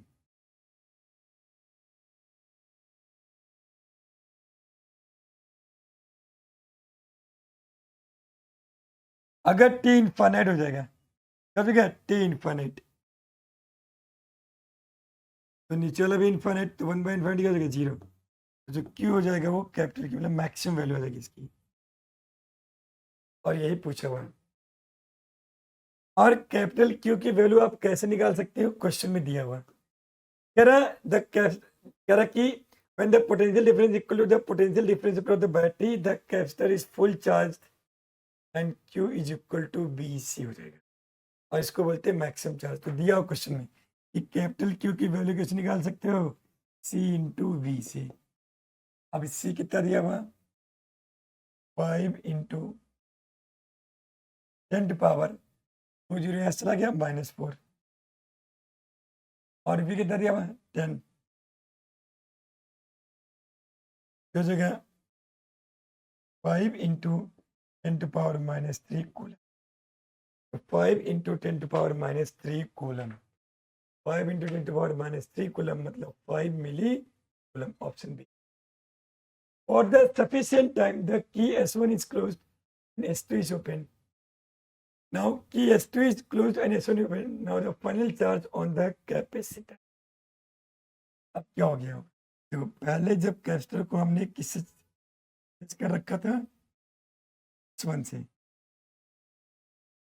तो डायग्राम ऐसे बना होगा। कैपेसिटर क्या हो गया? चार्ज। अब कह रहा है कि S1 को हटा दो। जब S1 को हटा दोगे तो बैटरी क्या हो जाएगा? डिस्कनेक्ट। अब बैटरी नहीं है। अगर अब बैटरी नहीं है तो जो कैपेसिटर के अंदर चार्ज एनर्जी स्टोर हुआ होगा वो रेजिस्टेंस के अंदर in form of current supply होगा, और धीरे धीरे इसके अंदर की जो इलेक्ट्रिकल एनर्जी है वो हीट के फॉर्म में लॉस हो जाएगा। और एक टाइम ऐसा है कि जब पूरी की पूरी एनर्जी क्या हो जाएगी? लॉस हो जाएगी। इसका आंसर हो जाएगा एनर्जी क्या हो जाएगी? 0। अगला पूछा होता है डायमेंशनल फॉर्मूला फॉर आरसी। ये क्लास 11th का टॉपिक है। आरसी आप लोग ने पढ़ा होगा कि एक्सपोनेंशियल पार्ट में जो पावर होता है वो क्या होता है? Dimension less. क्या ये डायमेंशन लेस होगा? क्या ये डायमेंशन लेस होगा? तो अगर ये डायमेंशन लेस होगा इसका मतलब जो डायमेंशन टी का होगा वही डायमेंशन आरसी का होगा। और टी क्या है? टाइम। आरसी क्या होगा? टाइम। तो टाइम का डायमेंशन कहाँ पे? डी में। M0 L0 T A0। Option D क्या है? करेक्ट। अगला है 4th option. The key S1 is closed and S2 is open. The value of current in the resistor after 5 seconds. कह रहा 5 सेकंड बाद कितना करंट हो? 5 सेकंड बाद कितना करंट होगा? आपकी चीज मिटा दे तो जो चीज जरूरी लगी तो करंट पूछा हुआ है। अगर आपको करंट निकालना है, करंट कैसे निकालोगे? आई इज इक्वल टू क्या होता है? D Q by D. और डिफ्रेंसिएशन, ये तो कांस्टेंट है, सेम रहेगा। 1 का डेरिवेटिव 0 और इसका डिफ्रेंशिएशन खुद ही आ जाएगा E power minus T by R C. और इसको जब डिफ्रेंशिएट करोगे क्या आ जाएगा? टी का 1 हो जाएगा अगेन, तो -1 बाई आर सी। 3 रूल लगा दिए। नहीं आता तो यहाँ दिखा भी है कैसे करना है।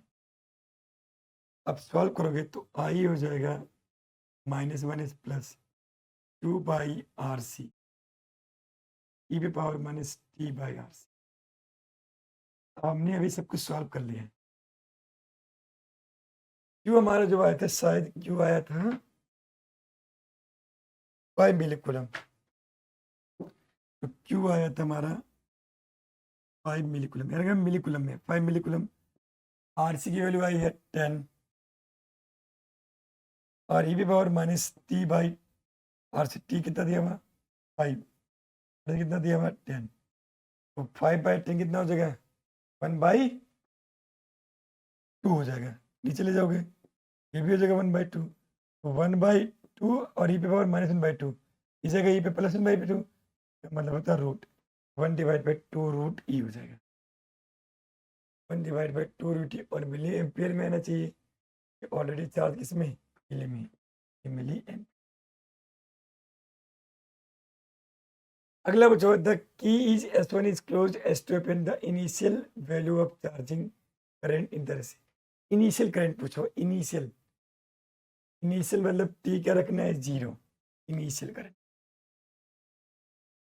मिटा दिया ये मिटा दो काम का नहीं इनिशियल करंट पूछा हुआ हमारे काम का उसे निकाल ले इससे निकाल सकते हैं हम इनिशियल करंट कैसे निकाल सकते हैं इनिशियल करंट टी क्या रखो 0 इनिशियल क्या होगा टी इक्वल टू 0 तो आई हो जाएगा Q/RC और ई पे पावर क्या हो जाएगा 0 तो टी 0 और 0 पे क्या हो जाएगा 1 तो Q/RC और Q हमारा आया था 5 मिली कूलम और कितना आया था 10 फिर 0.5 मिली एम्पियर।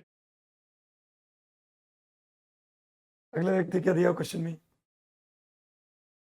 दिया हुआ a thin lens is a transparent optical medium bounded by two surfaces at least one of which should be spherical. Here applying the formula for image formation by single spherical surface successfully at the two surface. यहाँ lens दिया हुआ है यहाँ screen है यहाँ object a lens has two foci called first focal point and second focal point on each side। ठीक है ये भी बताइए सबको अब दिया हुआ consider the arrangement shown in figure a black vertical arrow and horizontal thick line with a ball are painted on a glass plate it serves as object which of the plate where the plate is illuminated its real image is formed on the screen। अगर real image कैसे होगा आप लोगों ने पढ़ा होगा कि जब लेंस रियल इमेज बनाता है वो उल्टा बनाता है जब वो रियल बनाता है तो क्या बनाता है उल्टा बनाता है इसका मतलब दोनों इमेज कैसे बनने चाहिए उल्टे बनने चाहिए। डायग्राम में देखो ये मान लो इस चीज का ऐसे रखा हुआ है और ये मान लो ऐसे रखा हुआ है इसका उल्टा इमेज क्या बनेगा नीचे वाला ऊपर ऊपर वाला नीचे इसका उल्टा इमेज कैसे बनेगा उस तरफ वाला इधर आ जाएगा इस तरफ वाला उधर चला जाएगा तो दोनों उल्टे हो जाएंगे ऐसे में सी करेक्ट है देखो ये पीछे तो इधर आ जाएगा आगे आगे आगे और एरो कहाँ आना चाहिए नीचे ऑप्शन सी क्या है करेक्ट है which of the following statement is correct for a convex mirror magnification is always negative यही इनकरेक्ट है तो एक कॉन्वेक्स मिरर रियल इमेज बनाता है और वर्चुअल इमेज दोनों बनाता है तो मैग्निफिकेशन प्लस भी हो सकता है और माइनस भी हो सकता है और all virtual image formed by mirror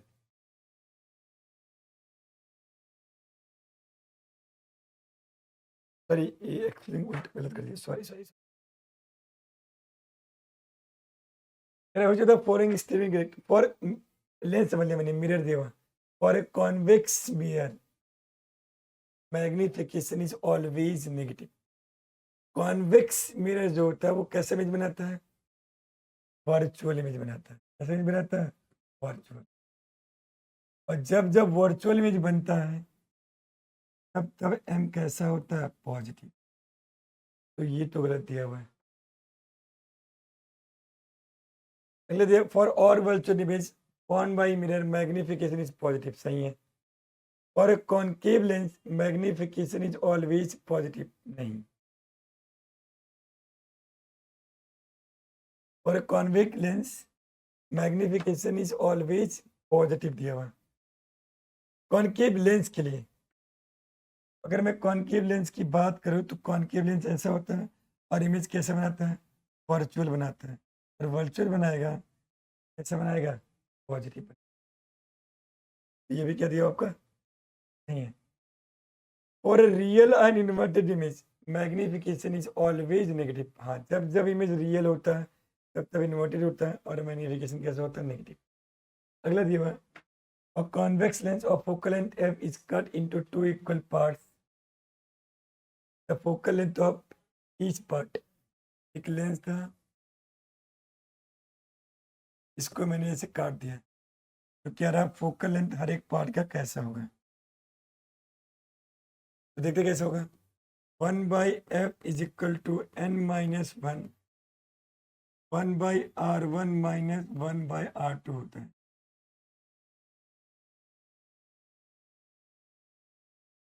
तो काटने के पहले क्या रहा होगा, एन पे कोई फर्क नहीं पड़ेगा, 1/r1 मान लो अरे ये दिया हुआ r1 equal to r2 is equal to r दिया हुआ, और r2 कितना हो जाएगा -r, इधर हो गया।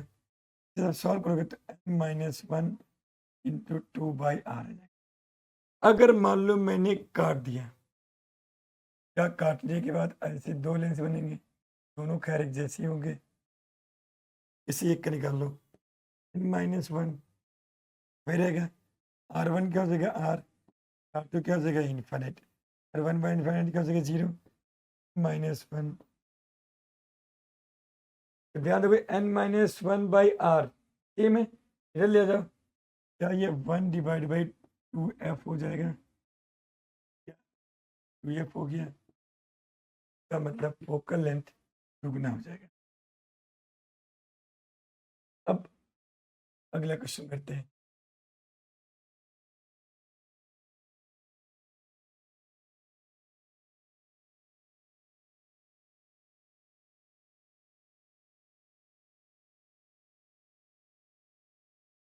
अगले क्वेश्चन में दिया हुआ, if an object in case web is 20 centimeter from the lens and screen is 50 centimeter away from the object, ये लेंस है, यहाँ ऑब्जेक्ट रखा हुआ है, और क्वेश्चन में दिया कि ऑब्जेक्ट 20 सेंटीमीटर दूर है and screen is 50 centimetre away from the object, screen जो है ऑब्जेक्ट से 50 सेंटीमीटर दूर है। इसका मतलब ये ऑब्जेक्ट हो गया, और यहाँ पे क्या बनेगा आपका इमेज बनेगा। तो पूछा हुआ फोकल लेंथ बताओ, तो 1/v minus 1/u is equal to 1/f। v कितना हो जाएगा, ये 20 है, ये 50 है, तो कितना हो जाएगा 30, वो भी प्लस का इस तरफ है, u माइनस का होता ही है, एलसीएम ले लो तो 60 हो गया, ये 2 हो गया, ये माइनस माइनस प्लस हो गया, ये 3 हो गया, इज इक्वल टू 1/f, और 3 + 2 कितना हो गया 5, और 12 5 से 60 होता है, तो f कितना आ गया 12 सेंटी, f आपका आ गया 12 सेंटी। अगला दिया हुआ कि distance of an object from इस focal point of a biconvex lens is x1, distance of image from second focal length is x2। ये फोकल लेंथ f1 दिया हुआ और f2 दिया हुआ। Distance of object from first focal point of a biconvex lens is x1। मान लो हमारा object यहाँ पे है, ये दिया हुआ x1। The distance of image from second focal length is x2। मान लो हमारा इमेज यहाँ पे है, ये दिया हुआ x2। The focal length of the lens, एक फॉर्मूला होता है जिसे बोलते हैं न्यूटन्स फॉर्मूला, f² होता है x1 इंटू x2 होता है, और f इज इक्वल टू अगर √x1। और ये आपके जो लैब मैनुअल है उसमें दिया होता है, ये प्रैक्टिकल से आया आपका क्वेश्चन, √x1 x2। अगला क्वेश्चन देखो,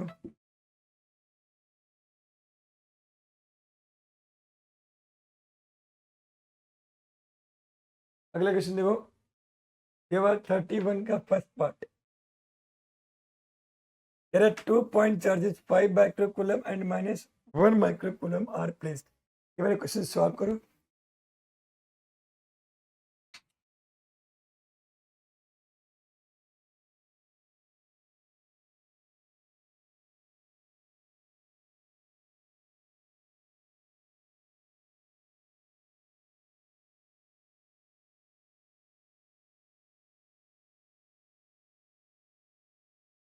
There were 2-point charges, 5 microcoulomb and -1 microcoulomb are placed at point -300 and 300 centimeter.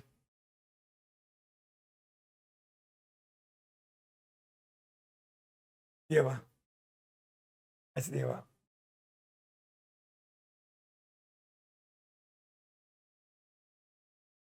Centimetre में ध्यान रखना। और एक दिया हुआ 300, पॉजिटिव पे दिया हुआ, सॉरी नेगेटिव पे दिया हुआ 5 माइक्रोकूलम Q1 मान लो, और -1 माइक्रोकूलम दिया हुआ Q2 यहाँ पे। बाकी E दिया हुआ A/R², और A दिया हुआ, sorry volt meter is switched on the region. Calculate the change in electrostatic energy of the system due to the field. ध्यान देना, calculate the change in electrostatic energy of the system due to field. Change की पूछा, सिर्फ change.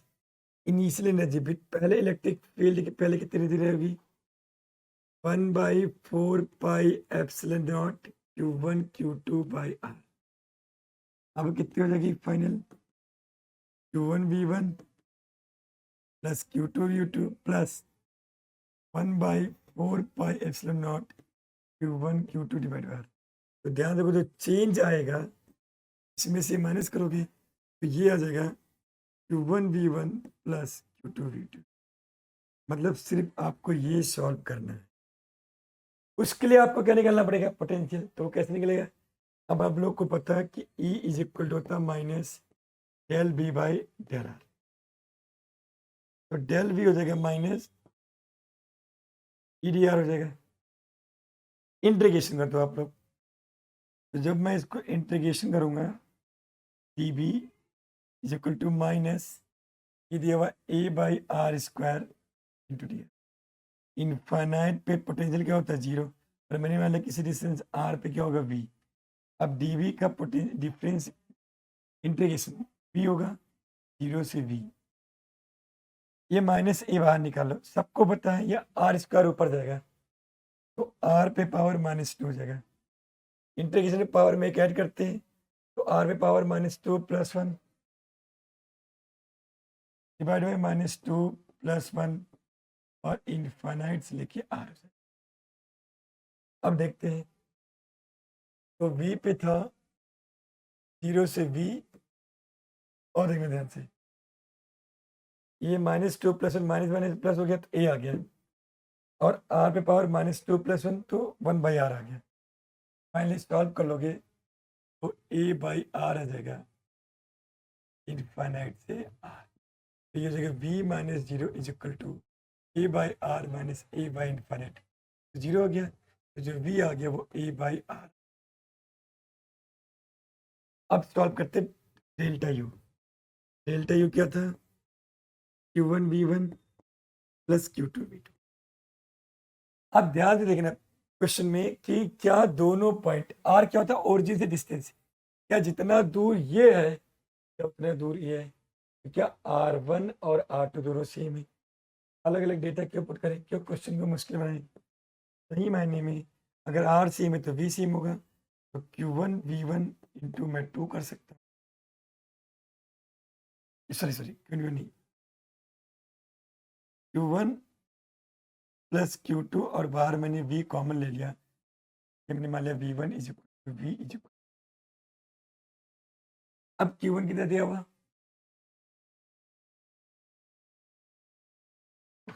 क्या आपको जो ये दिया हुआ Q1 वो दिया हुआ 5 माइक्रोकूलम और Q2 -1, एक 5 दिया हुआ एक -1 दिया हुआ, एक 5 दिया हुआ एक -1 दिया हुआ, एक दिया हुआ 5 एक दिया हुआ -1 इंटू 10 टू पावर -6 माइक्रो दिया हुआ। अभी क्या होता है A/R। अब A की बात कर लेते हैं, ये कितना दिया हुआ है, ये दिया हुआ 3 इंटू 10 टू पावर 5, ये दिया हुआ 3 इंटू 10 टू पावर 5। हो जाएगा 3 इंटू 10 टू पावर, ये आ गया, डिवाइड बाई आर, आर कितना देगा 3 सेंटीमीटर, तो उसको मीटर में कर लो, 3 into 10 to power minus 2 metre. अब सॉल्व बोलो, 5 माइनस 1 कितना हो जाएगा 4 into 10 to power minus 6 into, अच्छा 3 से 3 मर गया और ये ऊपर आएगा तो 10 टू पावर कितना हो जाएगा 7। देखने कहीं कैलकुलेशन गलत ना हुआ हो। 5 प्लस 2 7, 10 टू पावर माइनस 6, ये हो गया 4। ठीक है, ये बच जाएगा तो ये आ जाएगा 40, ये जितना आ जाएगा 40 जूल का चेंज है। तो पहला ये क्वेश्चन हो गया। अब अगले क्वेश्चन की बात करते हैं। नेक्स्ट,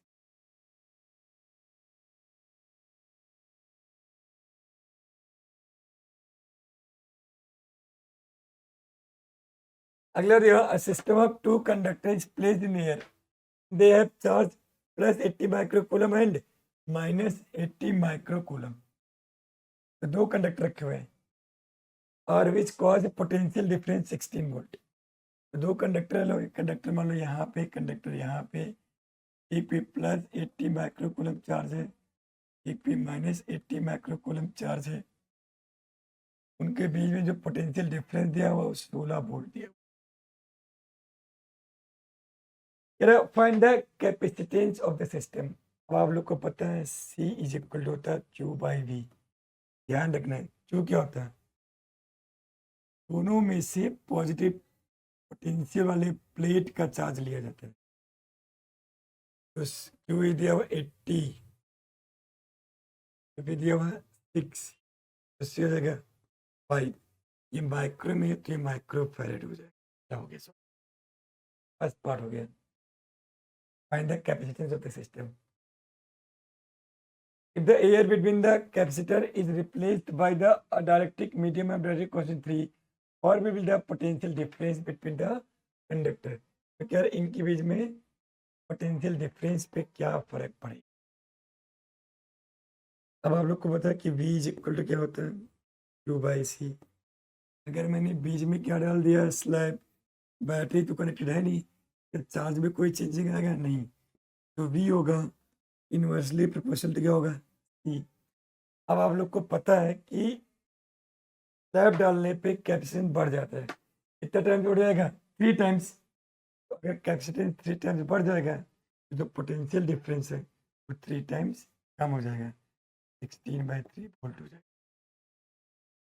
अगला, in the charge on the 2 conductors are charge to plus 160 microcoulomb and minus 160 microcoulomb, will the capacitance of the system change. नहीं चेंज होगा, capacitance only depends on shape, size and medium. ना मैंने medium change किया, ना मैंने shape change किया, ना मैंने साइज चेंज किया, इसका मतलब कैपेसिटेंस भी चेंज नहीं होगा। तो कैपेसिटेंस आपका सेम रहेगा। अगला क्वेश्चन देखते हैं। Next,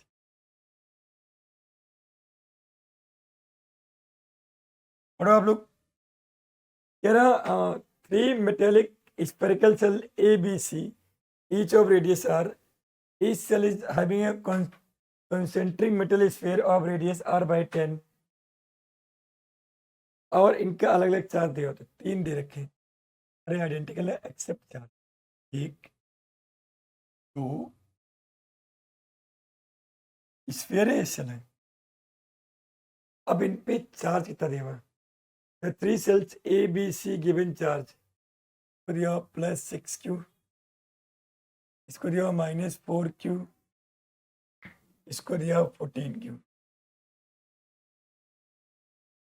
The inner metal balls are also given charge, को दिया हुआ -2Q, अगले वाले को दिया हुआ 8Q, अगले वाले को दिया -10। इन सब में कॉमन चीज है, इस पे टोटल नेट चार्ज कितना है, +6 - 2 4, 8 - 4 4, 14 - 10 4, सब पे नेट चार्ज क्या है सेम है। सबका रेडियस बड़े वाले का आर और अंदर वाले का आर बाई 10।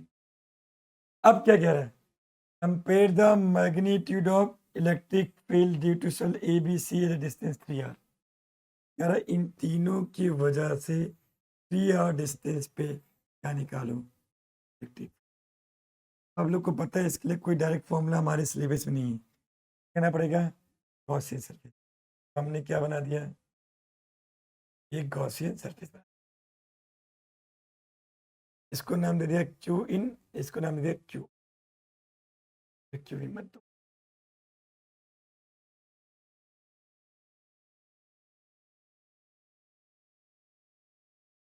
इसको नाम दिया Q1, इसको नाम दिया Q2। अगर मैं गॉस लॉ लगाऊं तो इधर E आएगा, इधर ds आएगा, इंटीग्रेशन E डॉट ds क्या होता है, Q in divide by epsilon nought. अब यहाँ से क्या लिखोगे, E ds cos 0 क्या हो जाएगा, Q in divide by epsilon not r, और इसको मान लो स्मॉल r दिया हुआ 3r के बराबर। E बाहर आ जाएगा और ds की इंटीग्रेशन क्या हो जाएगा, 4 pi r square is equal to Q in divide by epsilon nought. अब यहाँ से इसे सॉल्व कर लोगे तो E आ जाएगा 1 divide by 4 pi epsilon not Q in divide by r square. क्या हर केस में Q इन सब में सेम है, और जो कि Q इन है सब में वो +4 Q के बराबर है। R भी सेम है 3r, तो क्या तीनों स्फीयर में ए बी सी हर जगह इलेक्ट्रिक फील्ड सेम होगा। इसका मतलब E A is equal to E B is equal to E C. हर एक पॉइंट पे आपको सेम इलेक्ट्रिक फील्ड मिलेगा, आपको हर एक पॉइंट पे सेम इलेक्ट्रिक फील्ड मिलेगा।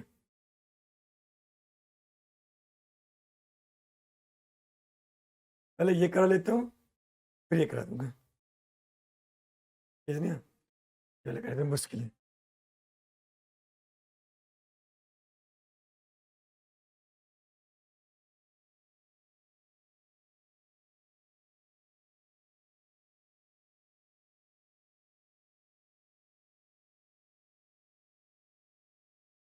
There were a proton moving with velocity v in a non-uniform magnetic field.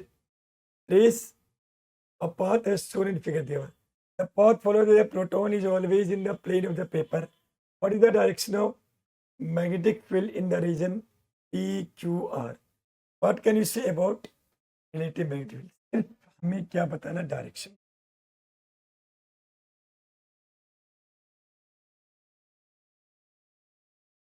Almost सीधा है, थोड़ा सा टिल्टेड है, फिर ऐसे हो। यहाँ लिखा हुआ P, क्या लिखा हुआ Q, क्या लिखा हुआ। अब मैग्नेटिक फील्ड लिखना है। अब आप लोग को पता है कि जो फोर्स होता है F मैग्नेटिक फील्ड वो Q into V cross B, जिस प्लेन में वेलोसिटी होता है उसके हमेशा परपेंडिकुलर लगता है फोर्स, और जो मैग्नेटिक फील्ड होता है वो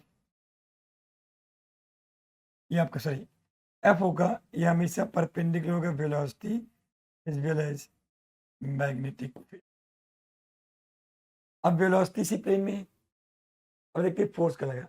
अब ध्यान से देखना, जो फोर्स लग रहा है F पे ये बिल्कुल सीधा जा रहा था, अब P पॉइंट आने के बाद कर्व हुआ यहाँ से इसके आसपास, यहाँ से मुड़ना शुरू हो गया, फिर चार किधर डिफ्लेक्ट हुआ ऊपर। इसका मतलब इस पे जो फोर्स लगा होगा वो कहाँ लगा होगा, इस तरफ, और वेलोसिटी किस तरफ है, इस तरफ। तो फ्लेमिंग लेफ्ट हैंड रूल से फोर्स कहाँ है, ऊपर, करंट कहाँ है या वेलोसिटी इस तरफ है, तो मैग्नेटिक फील्ड कहाँ होगा, अंदर। तो P पॉइंट पे जो मैग्नेटिक फील्ड होगा वो इनवर्ड होगा। क्यों पे देखते हैं, वेलोसिटी इधर है, और ध्यान रखना यहाँ भी कंटिन्यू चार्ज पार्टिकल ऐसे मुड़ते जा रहा है, यहाँ पे फोर्स का लगेगा इस तरफ, और वो भी वेलोसिटी के परपेंडिकुलर लगेगा, तो फोर्स का इधर, तो फोर्स इधर लगा, करंट इस तरफ है तो मैग्नेटिक फील्ड क्या होगा, अंदर।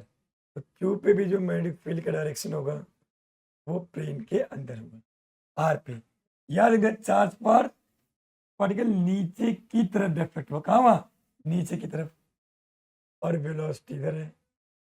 फोर्स का लगेगा नीचे, क्योंकि नीचे डिफ्लेक्ट हुआ। इस बार फोर्स का है नीचे, और क्या वेलोसिटी की तरफ इस तरफ, फोर्स का लगेगा बाहर की तरफ। आर पे जो मैग्नेटिक फील्ड का डायरेक्शन होगा वो प्लेन के परपेंडिकुलर होगा एंड आउटवर्ड होगा। अब मैग्नेटिक फील्ड देखो, क्या मैग्नेटिक फील्ड जितना स्ट्रांग होगा क्या डिफ्लेक्शन उतना ज्यादा आएगा। तो सबसे ज्यादा डिफ्लेक्शन कहाँ पे है, कर्वेचर हाई कहाँ पे, आर पे। तो सबसे ज्यादा मैग्नेटिक फील्ड कहाँ होगा, फिर क्यू पे। और पी के आसपास तो ऑलमोस्ट स्ट्रेट लाइन है। फिर आपका पी पूछा, ये हो गया। सेकंड पार्ट क्या दिया है, a current carrying circular loop of area A produce a magnetic field B at its center, so that magnetic moment of the loop is this one। क्या निकालना, मैग्नेटिक मोमेंट निकालना है आपको।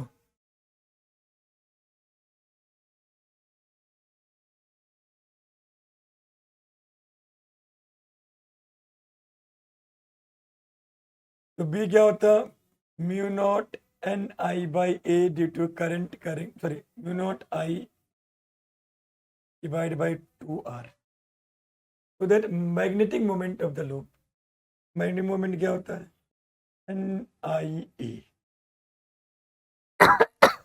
आंसर हमेशा हमें लिखना है ए और पाई में।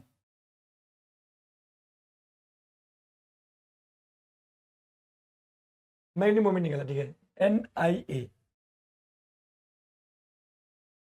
एन आई हो गया, ठीक है। अब आंसर में ए आ रहा, बी भी आ रहा, आई नहीं आ रहा, सॉरी, आई निकालो यहाँ से। तो एन इंटू ए। अब ध्यान देखो आई कितना हो जाएगा,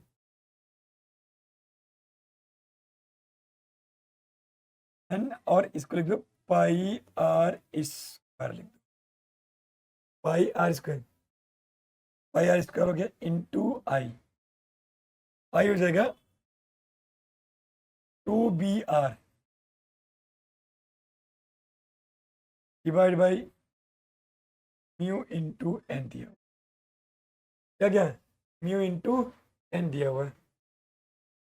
अब आंसर क्या हो जाएगा, एम इज इक्वल टू, और एन एक और, अच्छा, एक एन से एक एन कैंसिल आउट हो गया। अब सॉल्व करोगे तो हो जाएगा पाई आर स्क्वायर, और 2 बाहर आ रहा है तो 2 ले लो, या इसके अकॉर्डिंग पहले लिखा 2, 2 लिख लो, लिखो बी तो बी लिख दो, ए लिखा तो इसको मैंने ए लिख दिया, तो 2b a हो गया। और ये हो गया R divide by, sorry, mu nought यहाँ लिख दो, फिर बच गया आर बच गया। अब आर को हमें ए बाई पाई के टर्म में लिखना है। अब सबको पता है कि जो एरिया होता है क्या ये पाई आर स्क्वायर होता है, तो यहाँ से 2b divide by A mu naught, और आर की हो जाएगा रूट ए बाई पाई आ जाएगा। बस ये प्रूफ करना था। सो अगला पूछा हुआ कि, पढ़ो क्वेश्चन आप लोग। अगले क्वेश्चन में दिया हुआ कि derive an expression for the torque acting on a rectangular loop। मतलब ये डेरिवेशन सबको आता, तो मैं नहीं करा रहा हूँ, डेरिवेशन है। अगला दिया हुआ कि एक चार्ज पार्टिकल v वेलोसिटी से मैग्नेटिक फील्ड b के अंदर घुसा, it is made to pass through a sheet lead, and as a consequence it loses the half of its kinetic energy without changing direction। Radius, path and time period में क्या फर्क पड़ेगा। तो radius R is equal to क्या होता है, root 2m की divide by क्या होता है, क्यू बी। तो ध्यान दो काइनेटिक एनर्जी कितना हो गया, loses 1/2 of its kinetic energy. अगर काइनेटिक एनर्जी हाफ हो जाएगा तो रेडियस भी क्या हो जाएगा, आर बाई रूट 2 टाइम्स। फिर काइनेटिक एनर्जी घटेगा तो आर भी घटेगा, रूट है तो रूट 2 टाइम्स घट जाएगा। टाइम पीरियड में क्या फर्क पड़ेगा, टी को लिखा तो 2πm divide by Q B. क्या टाइम पीरियड काइनेटिक एनर्जी पे डिपेंड करता है, स्पीड पे डिपेंड करता नहीं। तो टाइम पीरियड में कोई चीज नहीं आएगा, नो चेंज। टाइम पीरियड में कोई चेंज नहीं हो जाएगा और radius r by root 2 times हो जाएगा। अगला दिया हुआ व्हाट आर कोहेरेंट सोर्सेज का थ्योरी है, नहीं बता रहा मैं। Why are the they necessary for observing sustain interference pattern, ये पता है तो तुम लोग कर लोगे। अगला दिया हुआ टू स्लिट 0.1 mm अपार्ट, मतलब स्मॉल डी दिया हुआ 0.1 mm, arrange 1.20 metre from screen, capital D दिया हुआ 1.20 मीटर, लाइट ऑफ वेवलेंथ दिया हुआ lambda 600 nanometre, from a distance source is incident on the slit, how far apart will adjacent bright interference fringes be on screen. कह रहा है दो adjacent जो bright fringes होंगे वो एक दूसरे से कितना दूर होंगे।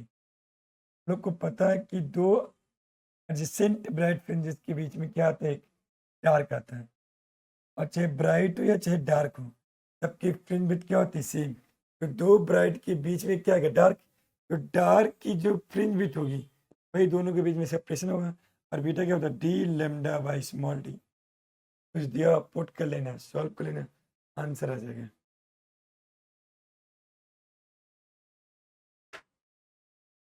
Find the angular width of the first fringe. अब आप लोग को पता होगा एंगुलर विड्थ चाहे पहला फ्रिंज हो चाहे दूसरा फ्रिंज हो चाहे तीसरा फ्रिंज हो सबका सेम होता है, और थीटा जो होता है वो लेमडा बाई क्या होता है, स्मॉल डी होता है। लेमडा दिया हुआ स्मॉल डी का पुट करना है, ये आएगा रेडियन में, और बाद में इसको डिग्री में चेंज कर लेना, ये भी हो गया। अगला दिया हुआ define wave front, an incident plane wavefront falls on a convex lens and get refracted through it. Draw a diagram to show that incident and refracted wavefront. चलो अब इसको कर लेते हैं।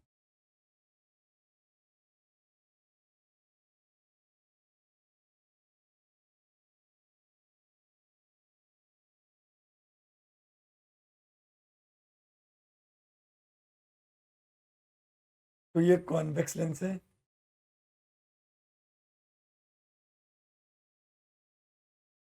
और इस पे प्लेन वेव फ्रंट इंसिडेंट हुआ। अगर प्लेन वेव फ्रंट के साथ इंसिडेंट तो रेस कैसे होंगी,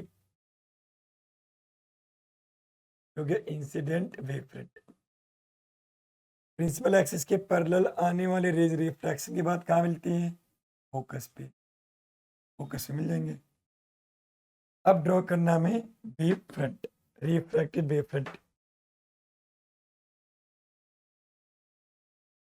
तो क्या ये रिफ्रैक्टेड वेव फ्रंट हो जाएंगे, और रिफ्रैक्टेड वेव फ्रंट कैसे होंगे, स्फेरिक, ये हो जाएगा कन्वर्जिंग स्फेरिकल वेव फ्रंट, वाला पार्ट हो गया।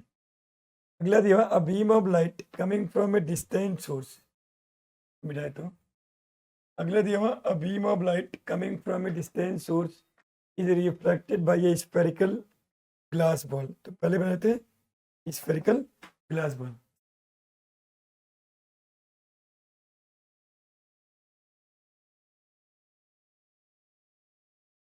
स्फेरिकल ग्लास बॉल है। अगर डिस्टेंस दूर से आएंगे तो रेस कैसे होंगी, पैरेलल, इस पर रेस कैसे आएंगी, पैरेलल, पैरेलल रही। तो अब लिखेंगे 2 by V minus N one by U is equal to N two minus N one by R. Into क्या होता है, जिस मीडियम में लाइट गई, जिस मीडियम में लाइट गई उसका रिफ्रैक्टिव इंडेक्स 1.5 दिया हुआ है, और रेडियस ऑफ कर्वेचर कितना दिया हुआ है, 15 सेंटीमीटर। तो n2 हो गया 1.5 divide by V minus n1 हो जाएगा 1, और ये हो जाएगा इन्फाइनाइट, क्योंकि रेस कहाँ रही है, इन्फाइनाइट से। इस जगह 1.5 माइनस 1, और हो जाएगा प्लस का, क्योंकि इधर हो गया सेंटर, क्योंकि 15 दिया हुआ है। इस जगह 1.5 divide by V, 1 by infinite zero लिखते नहीं है, ये हो जाएगा 0.5, 1/2, तो ये हो जाएगा 1/30, 45, तो वी हो जाएगा 45 सेंटीमीटर। इसका मतलब रिफ्रैक्शन के बाद ये रही, ये डिस्टेंस कितना होगा, 30 सेंटीमीटर, अगर ये मीडियम नहीं होता तो ये रेज यहाँ से रिफ्रैक्शन के बाद यहाँ से कितना दूर मिलते हैं 40 सेंटीमीटर पे, बट यहाँ पे आने के बाद क्या इनका दोबारा से रिफ्रैक्शन हो जाएगा? तो ये पहला इमेज बन गया आई डैश, और ये 30 है तो ये कितना हो जाएगा 15 सेंटीमीटर। अगेन रिफ्रैक्शन का फॉर्म लगाओ क्योंकि दोबारा रिफ्रैक्शन होगा, n2 by V minus n1 by U is equal to n2 minus n1 by R. n2 का तो इसमें रेज आ रही है तो हवा 1 हो गया, v निकालना है, n1 कितना दिया हुआ, यहाँ से रे आ रही है 1.5 यू, यू यहाँ से कितना दूर है 15 प्लस का क्योंकि राइट साइड है, इंटू 1 n1 1.5 आर माइनस का क्योंकि इधर है तो माइनस का 1 बाई वी, और ये हो जाएगा, इसको लिख सकते हो माइनस 3/2, 3/2 का मतलब 3/2 मतलब 30 हो गई, ये हो जाएगा माइनस 0.5 माइनस माइनस से कट गया 1/2 तो 1/30 हो जाएगा ये।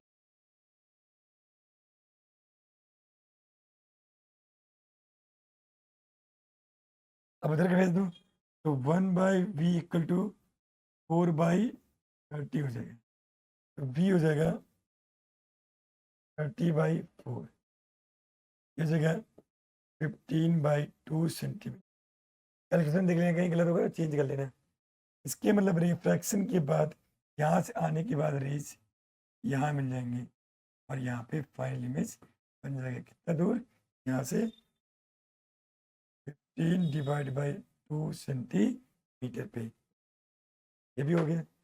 अब मैंने सारे क्वेश्चन करवा दिए, बाकी और कोई डाउट होगा जब मुझे टाइम मिलेगा तो मैं अगले सेट का भी सोल्यूशन डाल दूंगा। और आप लोग इससे बताओ कि आपके कितने क्वेश्चन सही हैं कितने गलत हैं, इसके हिसाब से टोटल मार्क्स आप लोग कमेंट करो वीडियो में। तब तक के लिए जो बाकी पेपर बचे उसके लिए आप लोग को बेस्ट ऑफ लक।